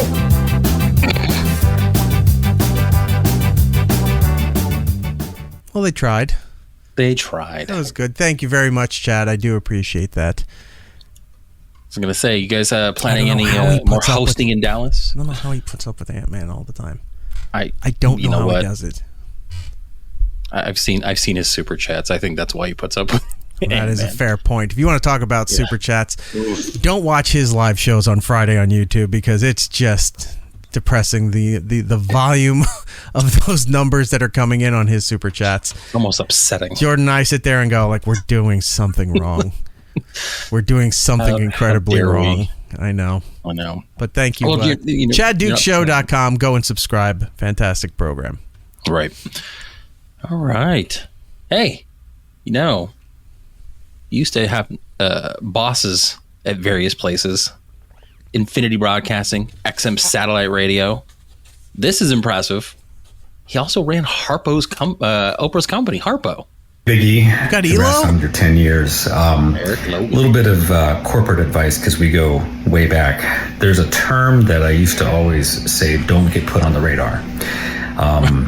So on one hand, congratulations for your big celebration and your billboards that you've been around for 10 years. I'd be careful because I'm not quite sure the folks at iHeartRadio actually knew you were still on the air. So won't be surprised if we don't see 11. But in the meantime, Jesus, I really hope you enjoy 10. I'm super proud of you, buddy. Can't say enough good things. We've been on a long road together, and it's been a while, but certainly enjoy the show. Enjoy you. Fucking Elo, man. I'm like really how no one mad wants about us to how keep going. tan and good looking he is. I was going to say, he does look like He looks like my nice- older brother, actually, like almost, except my brother doesn't wear the glasses. But yeah, that's weird that they almost look like. Yeah, he looks fucking fantastic.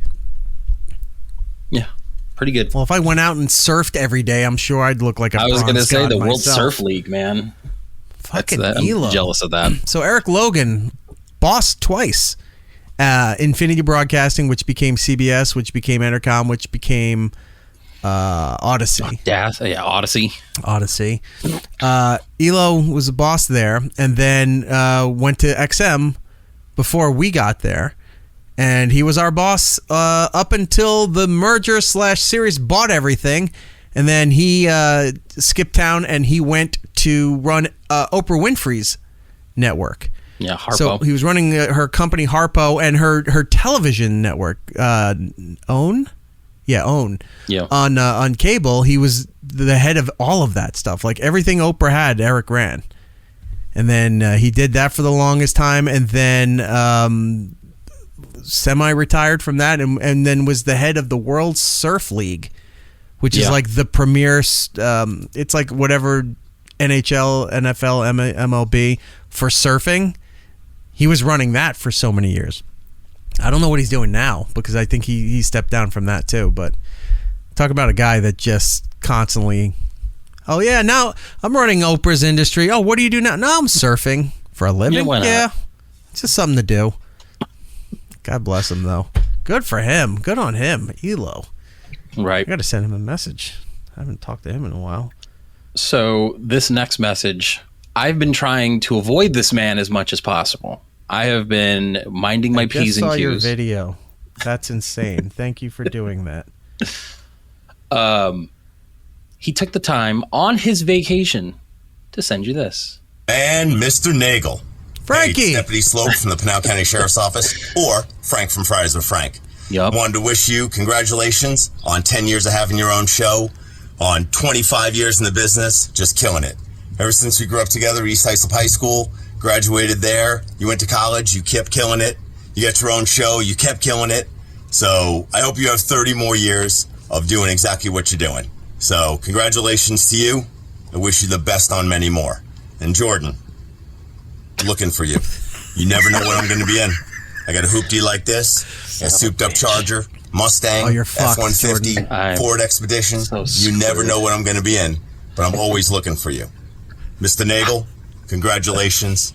Wish you the very best. I hope he pulls you over. I hope he pulls you over one day. Did I ever tell you that he was literally at the end of my street like a few weeks back? Because right at the end of my street, they built like this storage area, like, you know, like you rent storage unit. Right. And they're starting to build my area up. So at the end of my street, there's like a field, and then right next to it's there. And he was parked right there. So I get out of my street. I'm checking my phone like I'm not allowed to do. I don't have my seatbelt on yet. And I pull out and I see his. You're baiting him. You're tempting fate, and you're baiting him. You're daring him to pull you over. So I see it. So I drop my phone and I just kind of was like, fuck, there's Frank. This is the moment where I have to drop Eric's name and get my ass beat. You know, Did he pull you over? No, thankfully not. But yes, I Try do see harder. him. Try harder. I see him now and then pulling the scofflaws of Pinal County over a lot. Rob Stark saying that finger point will be the last thing Jordan sees before a good cornholing. Yeah. Frank and I grew up together, little kids, all the way through high school. And Frank lived with me for a little while, too. He was living with me during college years and stuff. And his dad owned like one of the largest commercial fishing operations on Long Island. So there were times where Frank would be up and gone by like 4 a.m. on Saturdays and Sundays to go out on the Great South Bay to start fishing and cages and stuff. And this was before certain things were made illegal too, like gill nets. You know what gill netting is? I've heard of it. So it's essentially where you have a giant net, almost like you would have at a tennis court, but deeper. And it would have anchors on it and a flotation on the ends so that it would line up here, and then you slowly just move the boat out and you straight in a straight line and put the other one there. And then you'd come back later and check on it, and it was supposed to catch the fish in the netting, almost like the plastic rings on a soda pack of soda would catch the fish. And then we'd go back. You start at the end. You'd pull the end in and the weight and all that, and you'd start taking everything out of the net. And then you would slowly just pull the boat with the net as you're going down like a quarter of a mile. Just pulling a boat, pulling this thing up, taking everything out of there that was in there, what have you. I think it's illegal to do now, but it wasn't back then. There were some days that I'd go with him because it was good money. So he's like, hey, we need extra hands. You want to go? And then I would go and do that. And you get jacked doing that.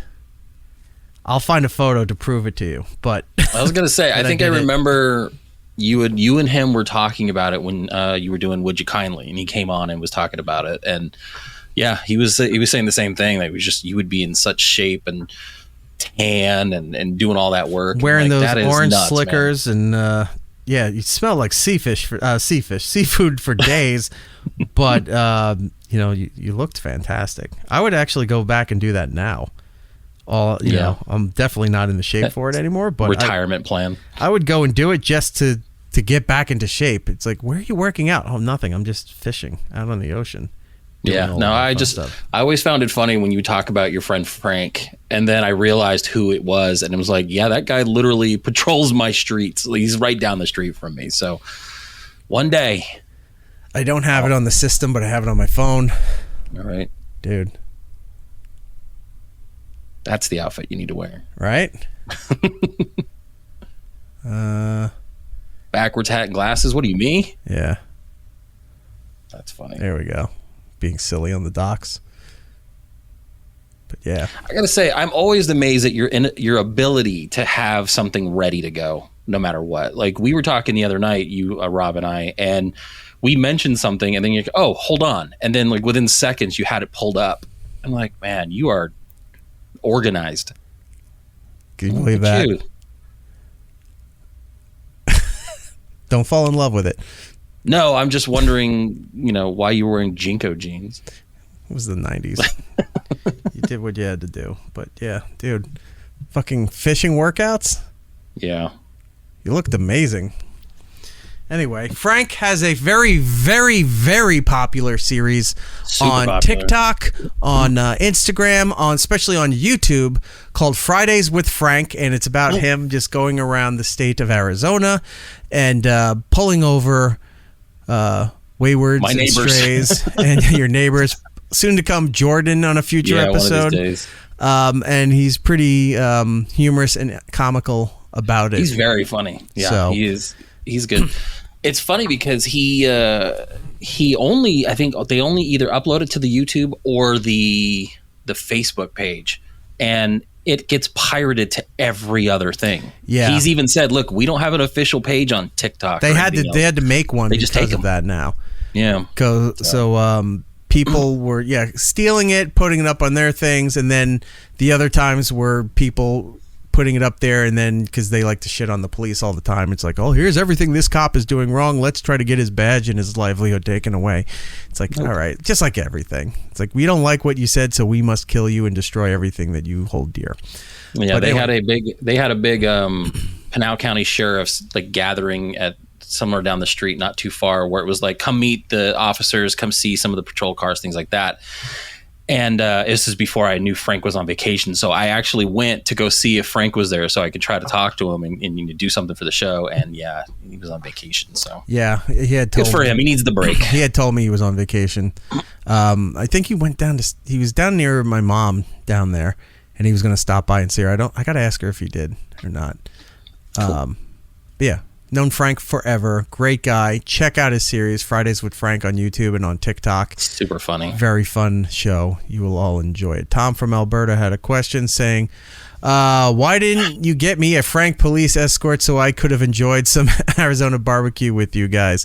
Yeah. That's not a card I'm ready to throw down. I don't even know if I want to throw down the card for when Jordan gets arrested. Yeah, the running joke is that I'm going to mention that I work with Erik and I'm on the show, and then he's going to take me out of my car and beat me with his nightstick. So I don't think I'm going to get the. That's the video I wanted for this anniversary, but he said I can't do it in uniform. I said I don't care about the uniform. Just drag him out of a car and beat him. To be off the record. He said it might not be a good PR move. No, it's not a good view. I'll have to just follow his example because he would know better.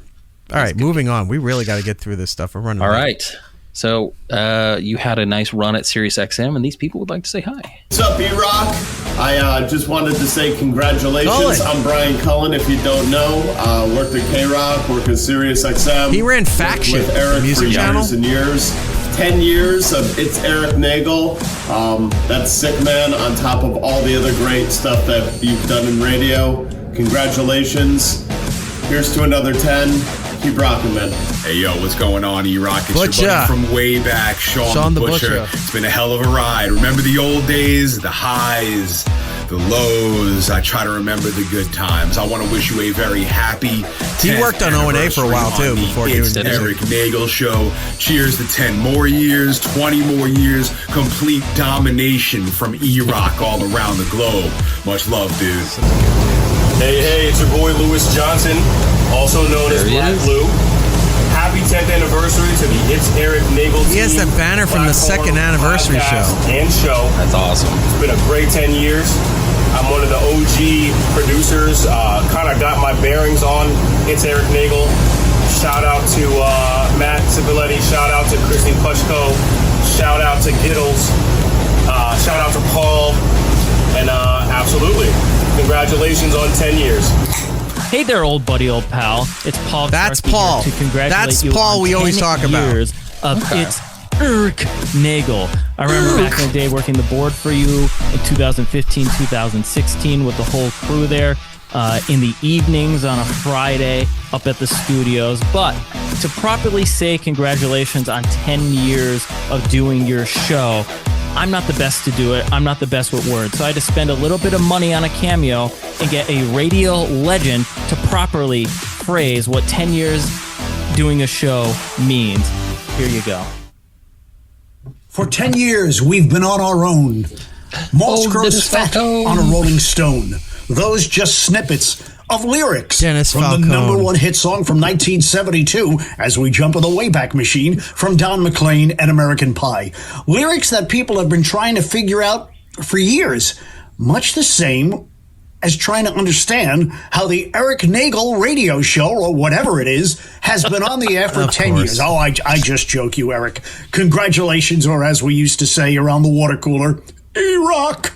Yes, you're a good guy, and I just wanted to thank you so much for introducing me into the Opie and Anthony family, not to be confused with the Manson family, when we did Tequila and Donuts. That's right. And then that was my first time on the show, and it kind of grew from there, and our friendship has always blossomed. You always gave me snacks and toys and puppets you would share with me. There were no puppets! So I just want to wish you a very, very happy Always 10th said anniversary. Can't believe it. I didn't think it'd last 10 minutes. But no, I hope you're on the air and doing what you love for at least another 10 years and 10 years on top of that. So this is your old buddy Dennis Falcone, wishing you the best because that's what you deserve. I was on, but now I'm gone. All right, that is a very Dennis thing. That is very true to character because he is that type of person. I love that old man so much. As much shit as they used to give him on O&A or the audience, stuff like that, I know he's just of a different era. He's the sweetest guy. He really is. And that company fucked him so many times. And he didn't deserve it. But Dennis Falcone is a sweetheart of a man. Of course, Paul did that. Thank you, Paul. Paul and Lewis, old producers for the show when we were at SiriusXM. Thank you so much for doing that. Who else was in there? Oh, Butcher, Shawn. Shawn worked with us. He started as an intern and then got moved up to an associate producer. And he was running the board at XM when we were syndicating back to CBS. So it'd be across the street. So while we were doing the first half of the show at K-Rock to the rest of the country over there, and then we would do the walkover. We'd broadcast the walkover. Shawn was the guy on the board back at XM running everything else for us while keeping the satellite stuff going while we did all that. Then he became big in the music programming side of Sirius. He runs, or is one of the guys that runs Liquid Metal and Ozzy and all those hard rock channels, heavy metal channels, all that stuff. That's the world that he's in there. And he's still doing good, still doing fantastic. So I'm glad for him. And then Brian Cullen used to run Faction. Not the Faction Talk version, but Faction, which was all the music of like X Games, punk and ska, that kind of stuff. And then also I think was producing out of New York because he was in LA, the Jason Ellis show. He was working on that show for a while too. Now I think he's a jack of all trades. He's just running everything behind the scenes. So all of those people you just saw, very, very good people, both being a person and talented in what they do. And thank you guys for doing that. That really means a lot. I appreciate that. And check out all their shows, their channels. Black Lou's on the bonfire. When it was, I was gonna say, it looked like he was on a dock, sitting there waiting for boats to come in. I think that's his backyard. I think he built his backyard to look like a tiki shanty kind of thing, like a Florida dock. Look, there's worse things you can have in your backyard. That looks fantastic what he has there. But yeah, he's Black Lou on the bonfire. He was there when they launched it with Big J Ogerson and Dan Soder. Now it's Big J and Bobby Kelly are doing it. So and he's on there. So check out that show. All that stuff. Dennis is just awesome. What does Rob say now? Erik is still mad because Dennis stole the 70s Menace nickname. Nope, that was all Dennis. Him. He was he had an actual hard drive. I kid you not. That he'd always talk about called the hard drive of hits. And it was curated so that he could take it to because he's like one of those mobile DJs too. So he would play like parties that you would serve in that outfit, bar mitzvahs, weddings, birthdays, all that stuff. And he just had the playlist. He had everything good. He knew everything about all that stuff. And one time he DJ'd a party at Anthony's house. He brought everything that he would bring to any of his paid gigs. He had boxes in the back of his van of tchotchkes from the Oriental Trading Company. Oh my God, yes. So he had the whistles, he had the inflatable instruments, the hats, the glasses, the hula skirt, anything you could think of he had in the back of his van there to bring to the party. The guy is a professional. And he is known to tip back one or two of what he calls the champagne of beers. He would never say the brand name. He just says, I enjoy a good champagne of beers. It's like, we know what it is. It's Miller Genuine. Is it Miller Genuine Draft or just Miller Lite? Well, no, not Miller. Regular Miller? Light, I think it's Miller Lite. Okay. Anyway, thank you guys. I do appreciate that. What else do we have? So you had a previous show that you used to do. O&A? And this gentleman was your co-host. Well, did you hear that Erik is celebrating his 10th anniversary of his radio show? Bryan Johnson. Yeah, I don't know who that is. Walt Flanagan. Okay. Fucking dog. Q. Would you like to celebrate with Erik here? 10th anniversary. What's my end? This is more of a free thing. Jesus. Let's rub. Hey. Sorry for this abrupt break, Erik, but my selfie footage from the office didn't turn out. So what I'd like to say is that you can easily see all the Tell 'em Steve Davetown residents are abuzz with excitement. at hearing about the news of your 10th anniversary of your show, It's Erik Nagel. So we just want to commend you for that and say congratulations, buddy. We're all pulling for you. You can make it to 20, 30 maybe. Well, that was very nice. Why did I space on Would You Kindly? I thought O&A. I don't want to tip that too much. Thank you, Brian Johnson, Walt Flanagan, Brian Quinn, Tell 'em Steve Dave podcast. Another fantastic program. Brian Quinn, I mean, no need to explain, but for those who may not know, one of the stars of Impractical Jokers on TBS and syndicated worldwide. I think they just flipped a channel to that. All it is just Impractical Jokers all day. It's one because there's nothing else to put on cable, so they're like, "Hey, we got this show. Just run it all the time," and they make bank off of that. At least I hope they do. But I'm sure they do. Thank you guys for doing that. It was very, very kind of you. Did Brian Johnson ever stop power washing everything? Oh, right. We're back. He was on a run where he was just obsessed with power washing things. Yeah. I got to ask him if he's in that or if he went back to being lazy again. I'm betting the latter, but you never know. 100%. Who knew that he would be obsessed with power washing? He was buying high-end horse-powered... he was spending a good chunk of money just to different get the nozzles. dirt off the sidewalks. He had the specialty brushes and everything for power washing your car so it didn't rip the paint off. Like, he was obsessed with it for a while, but we shall see. All right. Thank you, guys. This next one, huge fan of this gentleman. I've got many things signed by him. I just saw him down in Tucson. I'm going to go see him again in Scottsdale in September. Hey, Erik, it's me, Kevin Smith. I just want to take this opportunity to say happy anniversary to you. 10 years, man. I was like, what do you get the guy who's got 10 years? What can I bring to the party? I said, you know what? I can bring logic to the conversation. Happy anniversary, Erik. It's me, it's Logic. I'm biracial. It's fucking Logic. So Kevin is helping edit and take care of Logic's first directorial debut. So he's directing a movie, and Kevin's helping edit the movie. Yeah. Kevin's directing a movie with Logic in it? Logic's directing the movie. Kevin is helping edit. So he's editing somebody else's movie for like the first time it's ever done. Well, that's awesome. Yeah. Do you like Logic? So, some of the stuff. I'm not like into everything that he's done, but it's interesting that he's kind of making that foray into directing now. So it is kind of cool that he reached out and Kevin's helping him do all that. I think they just wrapped and he's helping edit. It's cool. He's been talking about it a lot. He had a song that he sampled. Damn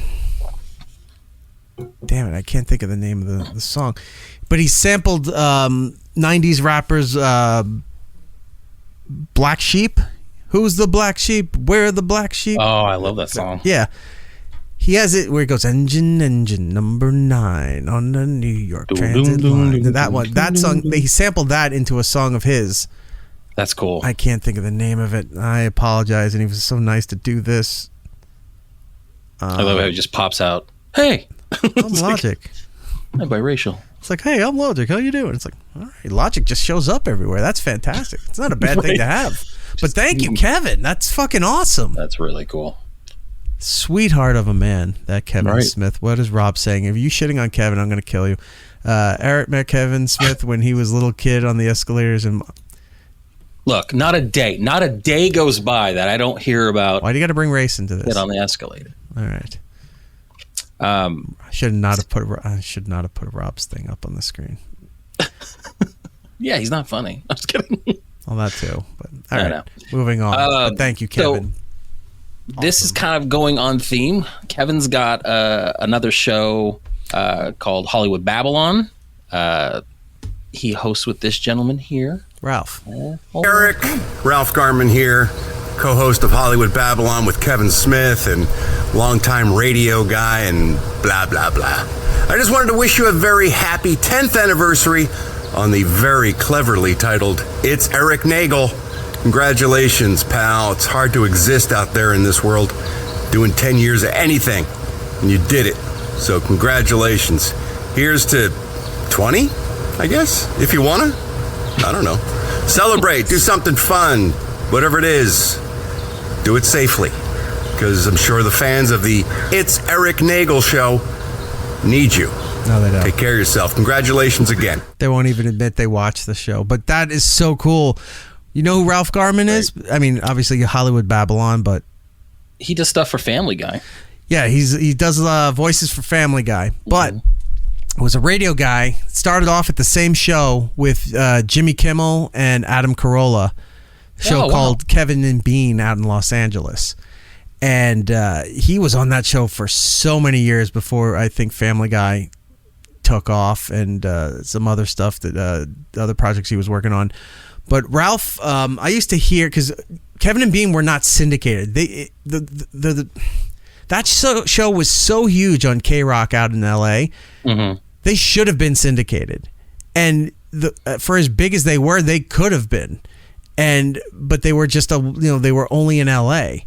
and they got so big because Hollywood's out there. They were used in so many different movies and TV shows where they'd have clips on the radio or in the car or something like that of Kevin and Bean, and I used to have to get tapes sent to me so I could hear Kevin and Bean shows in New York, like in the 90s and stuff. And they put on amazing concerts too, like the Weenie Roast and Acoustic Christmas, and I think there was one other that I'm forgetting. But then they put CDs out of that too, and that's like how I first found out about them was just seeing CDs in the music store for I think it was one of the Weenie Roasts or Acoustic Christmas, one of the two. And then did some research, and then online message boards, finding people who collected radio, those losers like me, and they would just trade tapes like, oh, we want some stuff from New York. I would just buy packs of tapes, tape stuff off the radio in New York, send it to them, and they would send me Kevin and Bean tapes so I could hear it. Yeah, that's awesome. I would love to. I've never met Ralph, but I would love to do that. That is. I was gonna say, yeah, I listen to Hollywood Babylon every now and then, and some of the other stuff Kevin does. So yeah, it was nice to see him. A nice message. Everyone seems to want to go extra 10 years, 20 years. I like that's nice. I'd like to get paid for that. That would be fantastic. At least more than what we're making. But baby steps. Baby steps. Yeah. By the time you get to 20 years, you qualify for minimum wage. Right. You get health insurance. You get at 20 years in. Yeah. Go ahead. This gentleman here. Oh wait. Before we get into that, what are we gonna do? I forgot I had this. What do you got? I forgot. I mean, we showed this a long time ago, but that's right. This is one of the cooler things that I had from the history of doing the show, because for so many years we had ties with Funko Pop and Funko. We were broadcasting from their spots on the floor in New York Comic Con and San Diego. We're in that documentary about I think it's on Netflix about Funko Pops. We're in there. It's us and Matt Cardone, Zack Ryder, as he was known from the WWE. So we're all there on the floor doing the interview and stuff, and they were taping us for it. But this is one of the cooler things to get during your time on the shows and stuff, to finally get a Funko Pop done. Thank you, Rob. I know he's sitting there seething, is like, acknowledge me, but yeah, this is awesome. Anyway, I would make more, but no one gives a shit about this. Just me. I got a Funko, what's funny? And you don't. Fuck off. Rob didn't do that one. Right. That was you. Fuck you, Rob. Right. Stop taking my thunder. Cut that part out. Cut that part out. Cut that part out, Volga. And it's incorrect. Makes me look bad. Go ahead. Sorry. This guy literally has said he owes his existence and his show's existence to O&A and Ron and Fez. Oh, Dr. Steve. I've got diphtheria crushing my esophagus. I've got Ebola virus dripping from my nose. I've got the leprosy of the heart valve exacerbating my infectious. Best theme song in radio, by the way. I want to take my brain out and blast it with the wave, an ultrasonic echographic and a pulsating shave. I want a magic pill for all my ailments, the health equivalent to Citizen Kane. And if I don't get it now in a tablet, I think I'm doomed and I'll have to go insane. I want a requiem for my disease. So I'm paging Dr. Steve. Dr. Steve. Hey, Erik, it's your old pal, Dr. Steve. Looks like a cult leader. Thank you for everything you've done in your career to help me out. Starting with doing my show on the Saturday Night Virus for free. Then doing my weekly satellite show, the longest running show on Channel 103, by the way, for free. Then encouraging us to start live streaming our show for free. It's been a real life changer, and I owe a huge portion of it to you. Oh, and for real, you were the first show to be trolled incessantly by the character we now know and love as Cardiff Electric, so thank you for that. Seriously, though, congrats on your 10-year anniversary.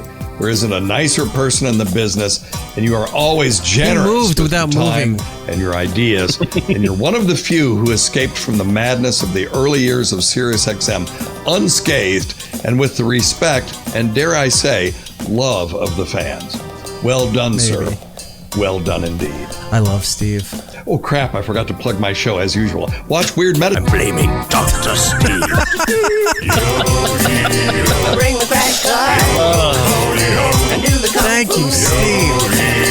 Now he's dead. Uh-oh. Nurse? Best theme I love a song, good bit. maybe even better than most television theme songs when they still had theme songs, but best theme song in radio, Dr. Steve. The guy is just, pardon the language, a peach. He is a peach. He's a peach. Steve's the best. When Ope gave the okay for him to try to do something on the channel and figuring it out, doing Weird Medicine was a lot of fun. Trying to produce it and then doing it live, and Steve's insane, but in the right kind of insane. Not like Lionel insane, where Lionel's crazy but entertaining, and you're like, yes, I get this. Steve is subtly insane. He'll just sit there and he goes, he'll say something and goes, well, what if we did this? And I go, Steve, you're fucking nuts. It's like that. We can't do that. Oh, I just thought it'd be a good idea. Yeah, that'd be a big problem. We can't do that. I don't know anybody that. Well, I know one person that hates him, but we're not getting into that. But Steve's fantastic. So, thank you, Dr. Steve. Do appreciate that. Are we done? We're really late. We're right at the end. Okay. We got a few quick things that we can do, and then we're done. Okay. Get out of here. Tom from Elbow. Hey, look, it's young Bernie Sanders, not Barry Sanders. Let's see. What is Dade Murphy in the chat? I will never hear Sleeves and not hear Ant going yuck. Yeah. Well, that was from Sleeves was this guy that was on he was a listener but became a character on Ron and Fez. And that song that you heard there, the voice, that gravelly deep voice singing Dr. Steve song, that's Sleeves. Sherwin Sleeves was the character's name. Guys that like a musical genius would come up with weird songs and premises and stuff all the time. And Anthony, I guess, turned out to not be a fan of Sleeves stuff, everything that was being sent in. So Sleeves started making music intentionally about Anthony to make him upset. Like he was doing versions of other songs. And he had a Christmas song. I forgot how it went. It was like, feeling really good, fa la la la, walking through the woods, and fa la la. Like the whole song was just the fa la la la stuff, and I think that's the song that tipped Anthony off. Like he just didn't like it. And then he made a version. I gotta find it. I have it somewhere. He's like hanging with the Jews, fa la la, and then it's just like, oh, fuck this, enough, done. But yeah, we should try getting Sleeves on sometime. I haven't talked to him in forever.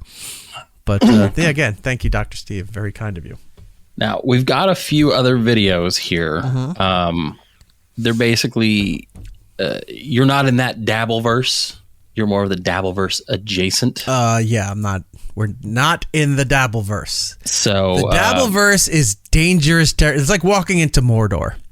It's basically, it's just a whole universe that makes its living like just analyzing the mess. All right. So when I said there's only one person that doesn't like Dr. Steve, it's the guy that the Dabbleverse is based on, and it's one Stuttering John from the Howard Stern show who just. Now you still have that ID, right? That he did. Oh yes, I do. Hold on. Just play that, and then we'll go into the next videos. Forgot that. Yeah, John's a wet brain lunatic. Such a dummy. He's drank himself into just this troglodyte that just can't stop getting in his own way and causing his own problems. Someone had sent me a clip a long time ago. I'm telling the story while I'm trying to find this, where John was talking about something, and for some reason I came in. He mentioned me, and he goes, "I don't even know who E-Rock is." I was like, he's met me several times when he's done Anthony's show, when he came to Compound or whatever. He met me twice when he came and did Opie stuff in the afternoon. Not that I'm expecting him to remember me at all, so I'm not like offended, but I was just like, this guy's met me like five times. And then I forgot he did IDs and stuff, because when we were doing stuff at Sirius, everybody that came in, we'd do IDs and all that. I was like, oh, give me that clip and I'll take the ID, and I put it together. So, this was Stuttering John. I don't know. Like, I don't even know who E-Rock is. I'm sitting there, who the fuck are they talking about? Hey, it's Stuttering John, you know, the asshole from the Stern Show and the Tonight Show. You're listening to It's Erik Nagel, my buddy. He's such a dummy. He's fucking just a mess of a human being. But I just thought that was funny. So, Dabbleverse, John, is this the Cardiff thing? This is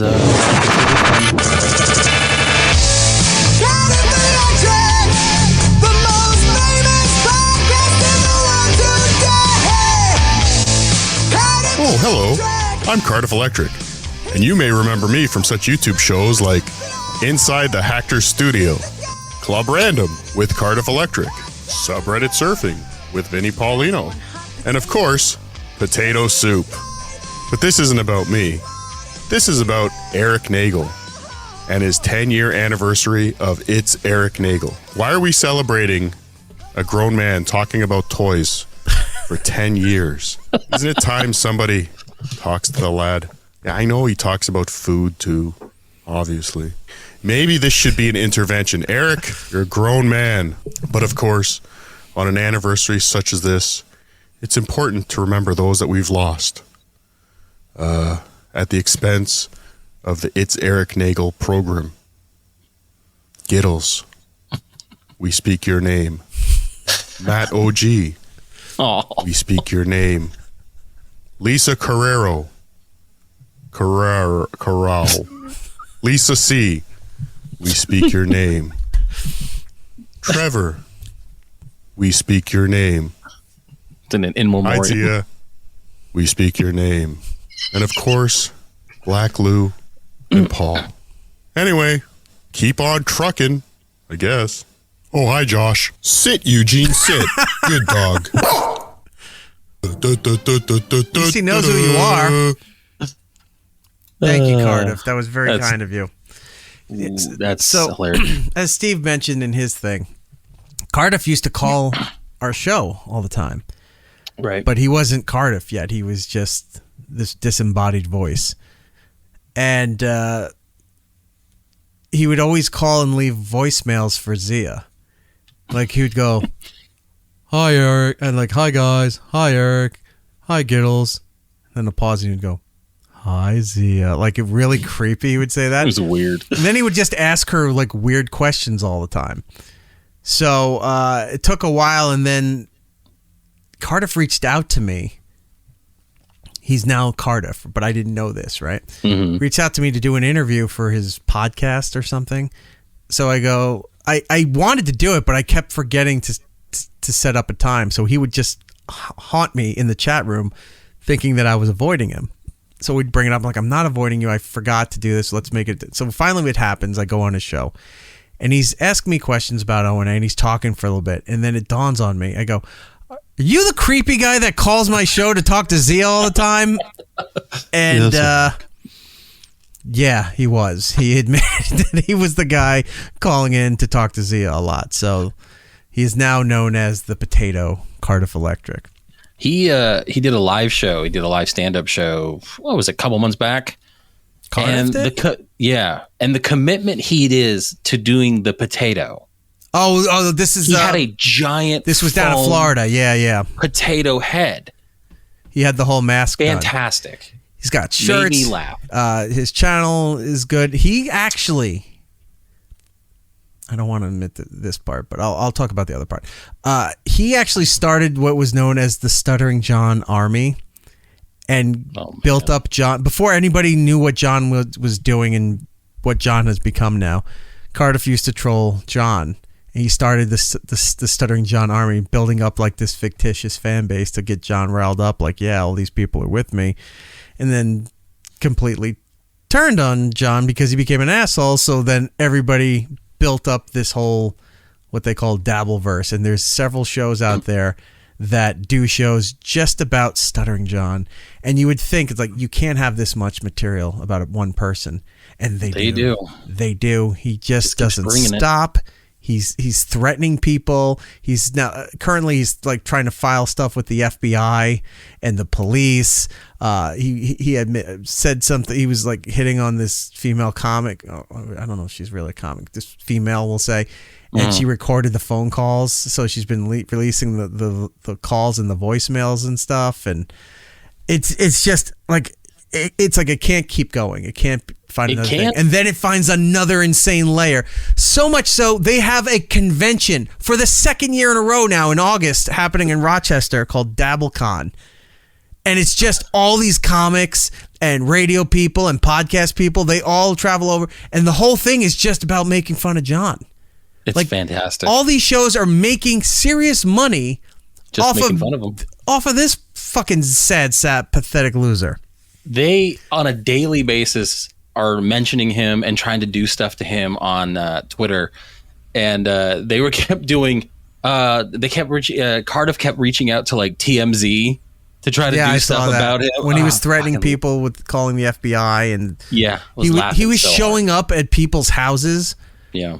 Like threatening them. And these people told him, like, John, if you want to come over, I'll be here at this time. I'm out during the day. And he would show up when they weren't there. And there's a video of him screaming at this guy, Patrick Melton, where he's just at his house. I think it's his house in Las Vegas. And he's just over the top doing this performance. And it just like, this guy keeps finding new ways. He's 61 years old or something like that. He's ancient as hell. And he just keeps finding new ways to fuck his life up more and more. Anyway, don't need to go into that. So, Cardiff started that whole Stuttering John Army thing. And then it turned into this Dabbleverse stuff.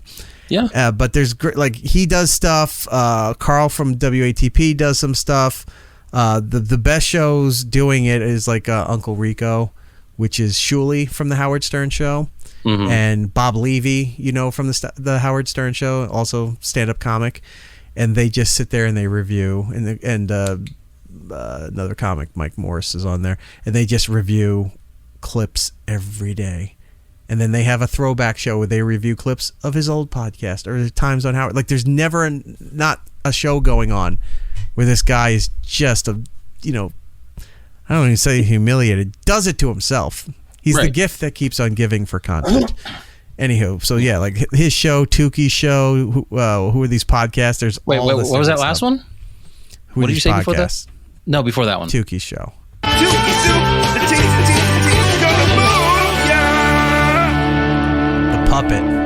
The puppet. Whoa! It's Erik Nagel! It's your good pal Tukey! Have you kissed your favorite person of color today? I hope you have! It's Erik Nagel! This is so fantastic! 10 years! My God! We're celebrating 10 years of a show no one watches. This is fantastic! I feel like it was just yesterday. I heard Opie and Anthony goofing on you. Jim pretending to be a Jamaican house cleaner at the hotel where you were staying and talking about him ate so many ice cream sundaes. Him have the door blocked by all the ice cream bowls.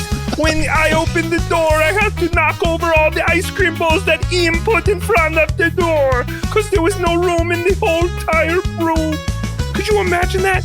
Could you imagine Erik eating enough chocolate sundaes that the bowls just overflowed his room and barricaded the door to where the obese Jamaican house, or they call them chambermaids, housemaid? Just keeps going. I don't know, the maid, the slave, I guess? Is that what they're called? They still called slaves in Jamaica? Jeez. But anyway, I love you more than a friend, Erik. It's fantastic. Congratulations on 10 years for It's Erik Nagel. I hope for at least 2 more. That would be fantastic. And check out Tukey at TukeySoup.com. Yay! I love you all more than a friend. Hacka. Fantastic work. So funny. I love Tukey's show. It's so he stole the format from Talk Soup. Remember that used to be on E? Yeah. And now he just does the same format, but it's about all these people on the internet that are just there to be made fun of. That's so funny. So look for Tukey on the Bedabbler Network on YouTube.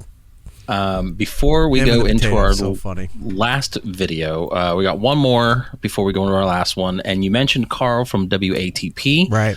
Oh, nice. I love that. iHeartRadio. Wow. 10 years of iHeart. Can you believe it? It just flew by. Who would have known? Congratulations on the 10-year anniversary. Of course, I'm here to support my boy, Erik Nagel. Erik Army in the house. I'm Carl from Who Are These Podcasts, whoarethese.com. And I got to thank iHeartRadio, whatever you're calling yourselves these days, because honestly, Erik Nagel is pretty much unemployable at this point. And it's sad, because he's a talented guy. If he were born in the 50s, he'd be a mogul, probably. He'd probably be running the show at some place that mattered. But unfortunately, he grew up at a time when radio was important, and then satellite radio. And he got a job at satellite radio. Great. Awesome. Look at Erik on the forefront. And then the internet kind of made radio obsolete and satellite radio very obsolete. And, Erik worked for an untalented hack in the afternoons on Sirius XM, so that didn't last very long. But then he got a job with Compound. All right, don't worry about that. None of that matters. The point is this. Erik Nagel, while very talented, and I love the guy. I love him to death. Everything he's done for me. I mean, I can count on one hand, but still, it's still important. But the guy has no marketable skills in this day and age. And so the fact there's a company like iHeart, I don't know if it's a charitable foundation. It must be charity. I don't know. I don't do a lot of prep for these things. But the fact that iHeartRadio would employ this man, and I don't know if they're paying him money. I hope so. I don't know why they would. It might be why their stock is down. I don't know. I don't check the stock. The point is this. Thank you, iHeart.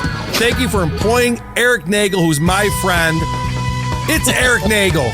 Erik Army, bitches.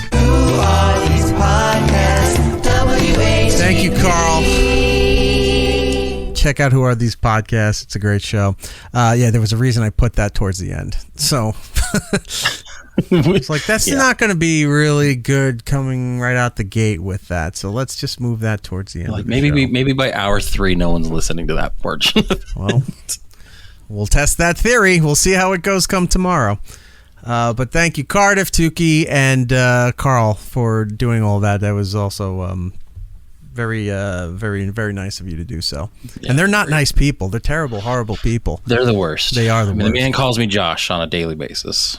He even signed my picture to Josh. He did. And I still got to get a frame for it. It's very nice. Right. Very nice. All right. So, all right. So we got one more video. We're going to wrap this up video-wise. Okay. I know you... the reason this show exists is because of the demise of this other show. So it's nice to end this with Opie a and nice Anthony. little You can say montage. It's not a forbidden word. Yeah. No, I was getting there. Okay. Hello, ladies and gentlemen. I'm celebrity comedian Jim Norton, taking time out of my busy schedule to do a video favor, a big favor, for my dear friend, a sweet boy, Erik Nagel. Erik, I can't believe it has been 10 years that you have been doing It's Erik Nagel. Although it looks like it should be said, it's Erik Nagel. I prefer that, so that's how I refer to your show. It's Erik Nagel. But I want to congratulate anyone who has made it through an episode. Anyone who can listen to one complete episode, my hat comes off to you. You're one of my favorite people, Erik. You know that. Yes. I just love you, and I'm so happy for you, buddy. And congrats. 10 years. I mean, it's phenomenal that you're doing this for 10 years. You're dedicated. You love it. It's great. I'm just really happy for you, and I love you. So congratulations, you sweet boy. 10 years of It's Erik Nagel. Congrats. I mean, 10 years is a long time. And you've been just, you've been at the forefront of all the newest broadcasting technology. And no. Hold on. That isn't true. 10 years. Wow. It's Erik. Hold on. I got this. 10 years of It's Erik Nagel. I couldn't be happier.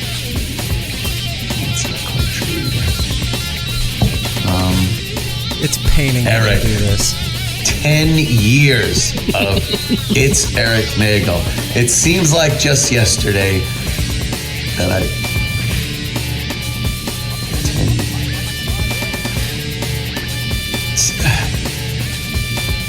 Happy anniversary.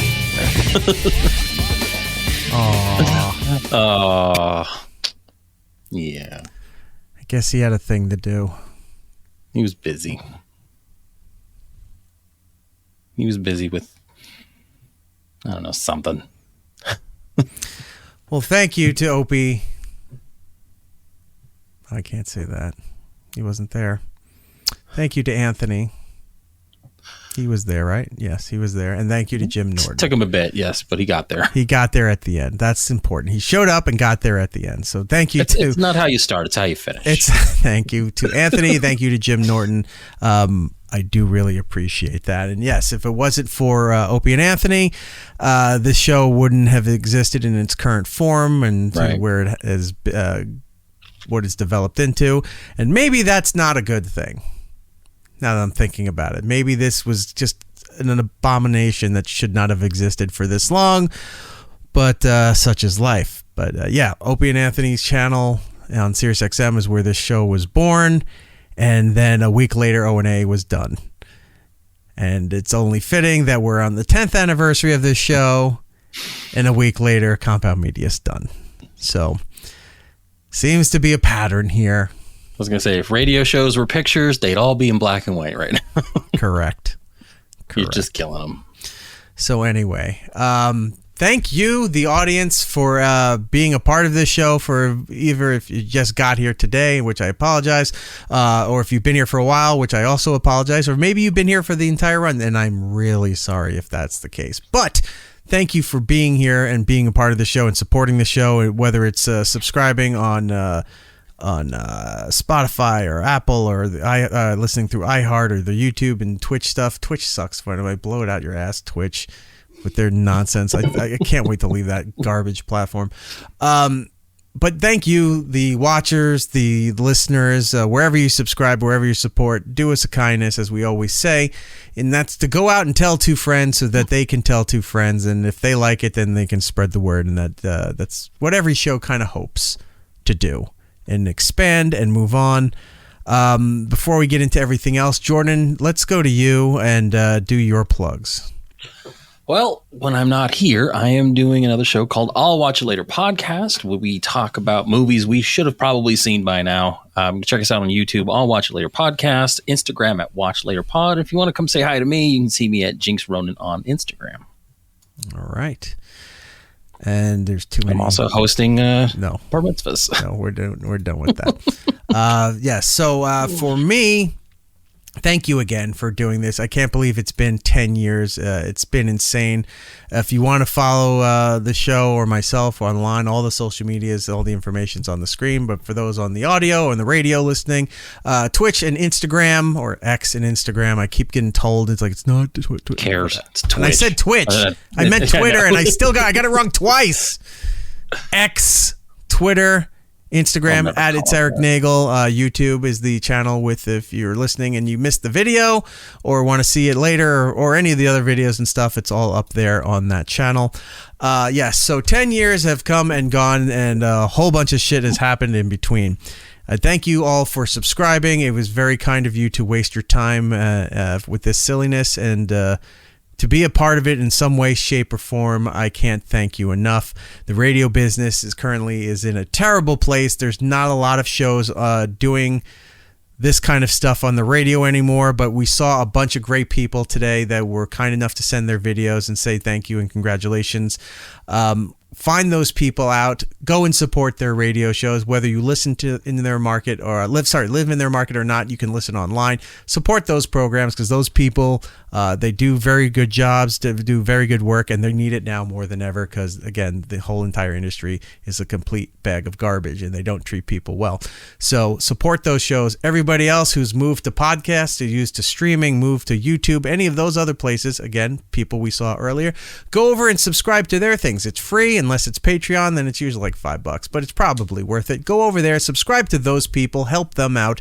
Anyone who's out there building content, who's building material that is entertaining, that is fun for you to enjoy, to listen to, whether you're doing menial tasks around the house, commuting, or just sitting around and just got time to kill. All of these people that you've seen tonight are doing fantastic work. Support them any way you can. And if you have time, we appreciate it that you're supporting us. Tell some people, and we will be back in about 2 weeks. We're off for the July break, right? We're off next week? Yes. Okay, so we're off. We will be back next week. I don't know what else there is to say. I think I've said all the thank yous.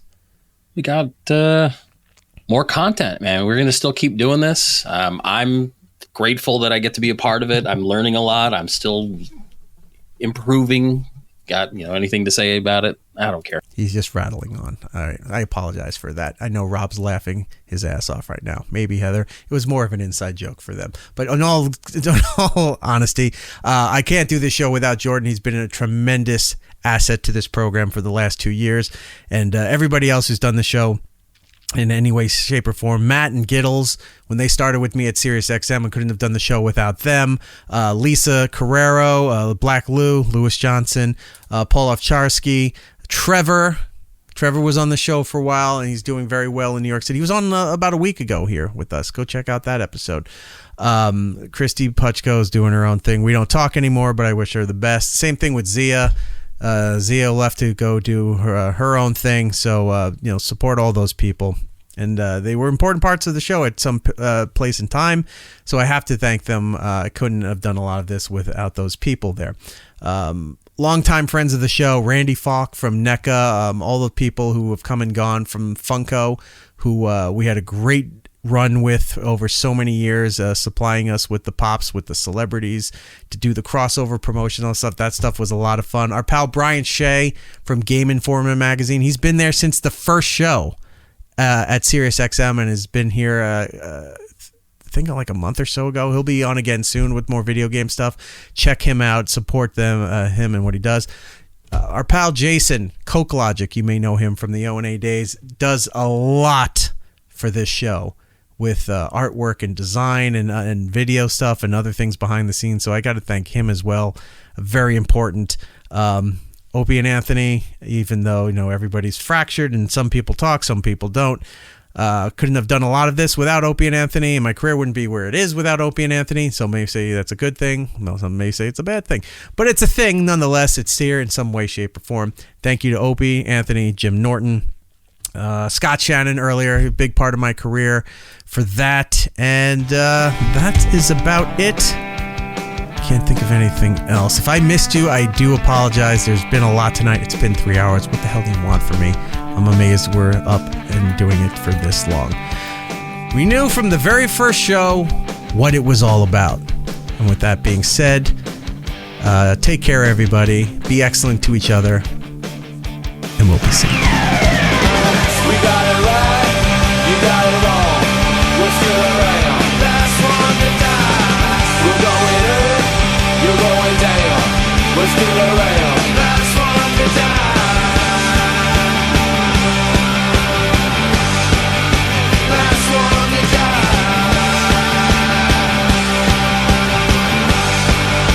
Last one to die. Come on, come on, come on.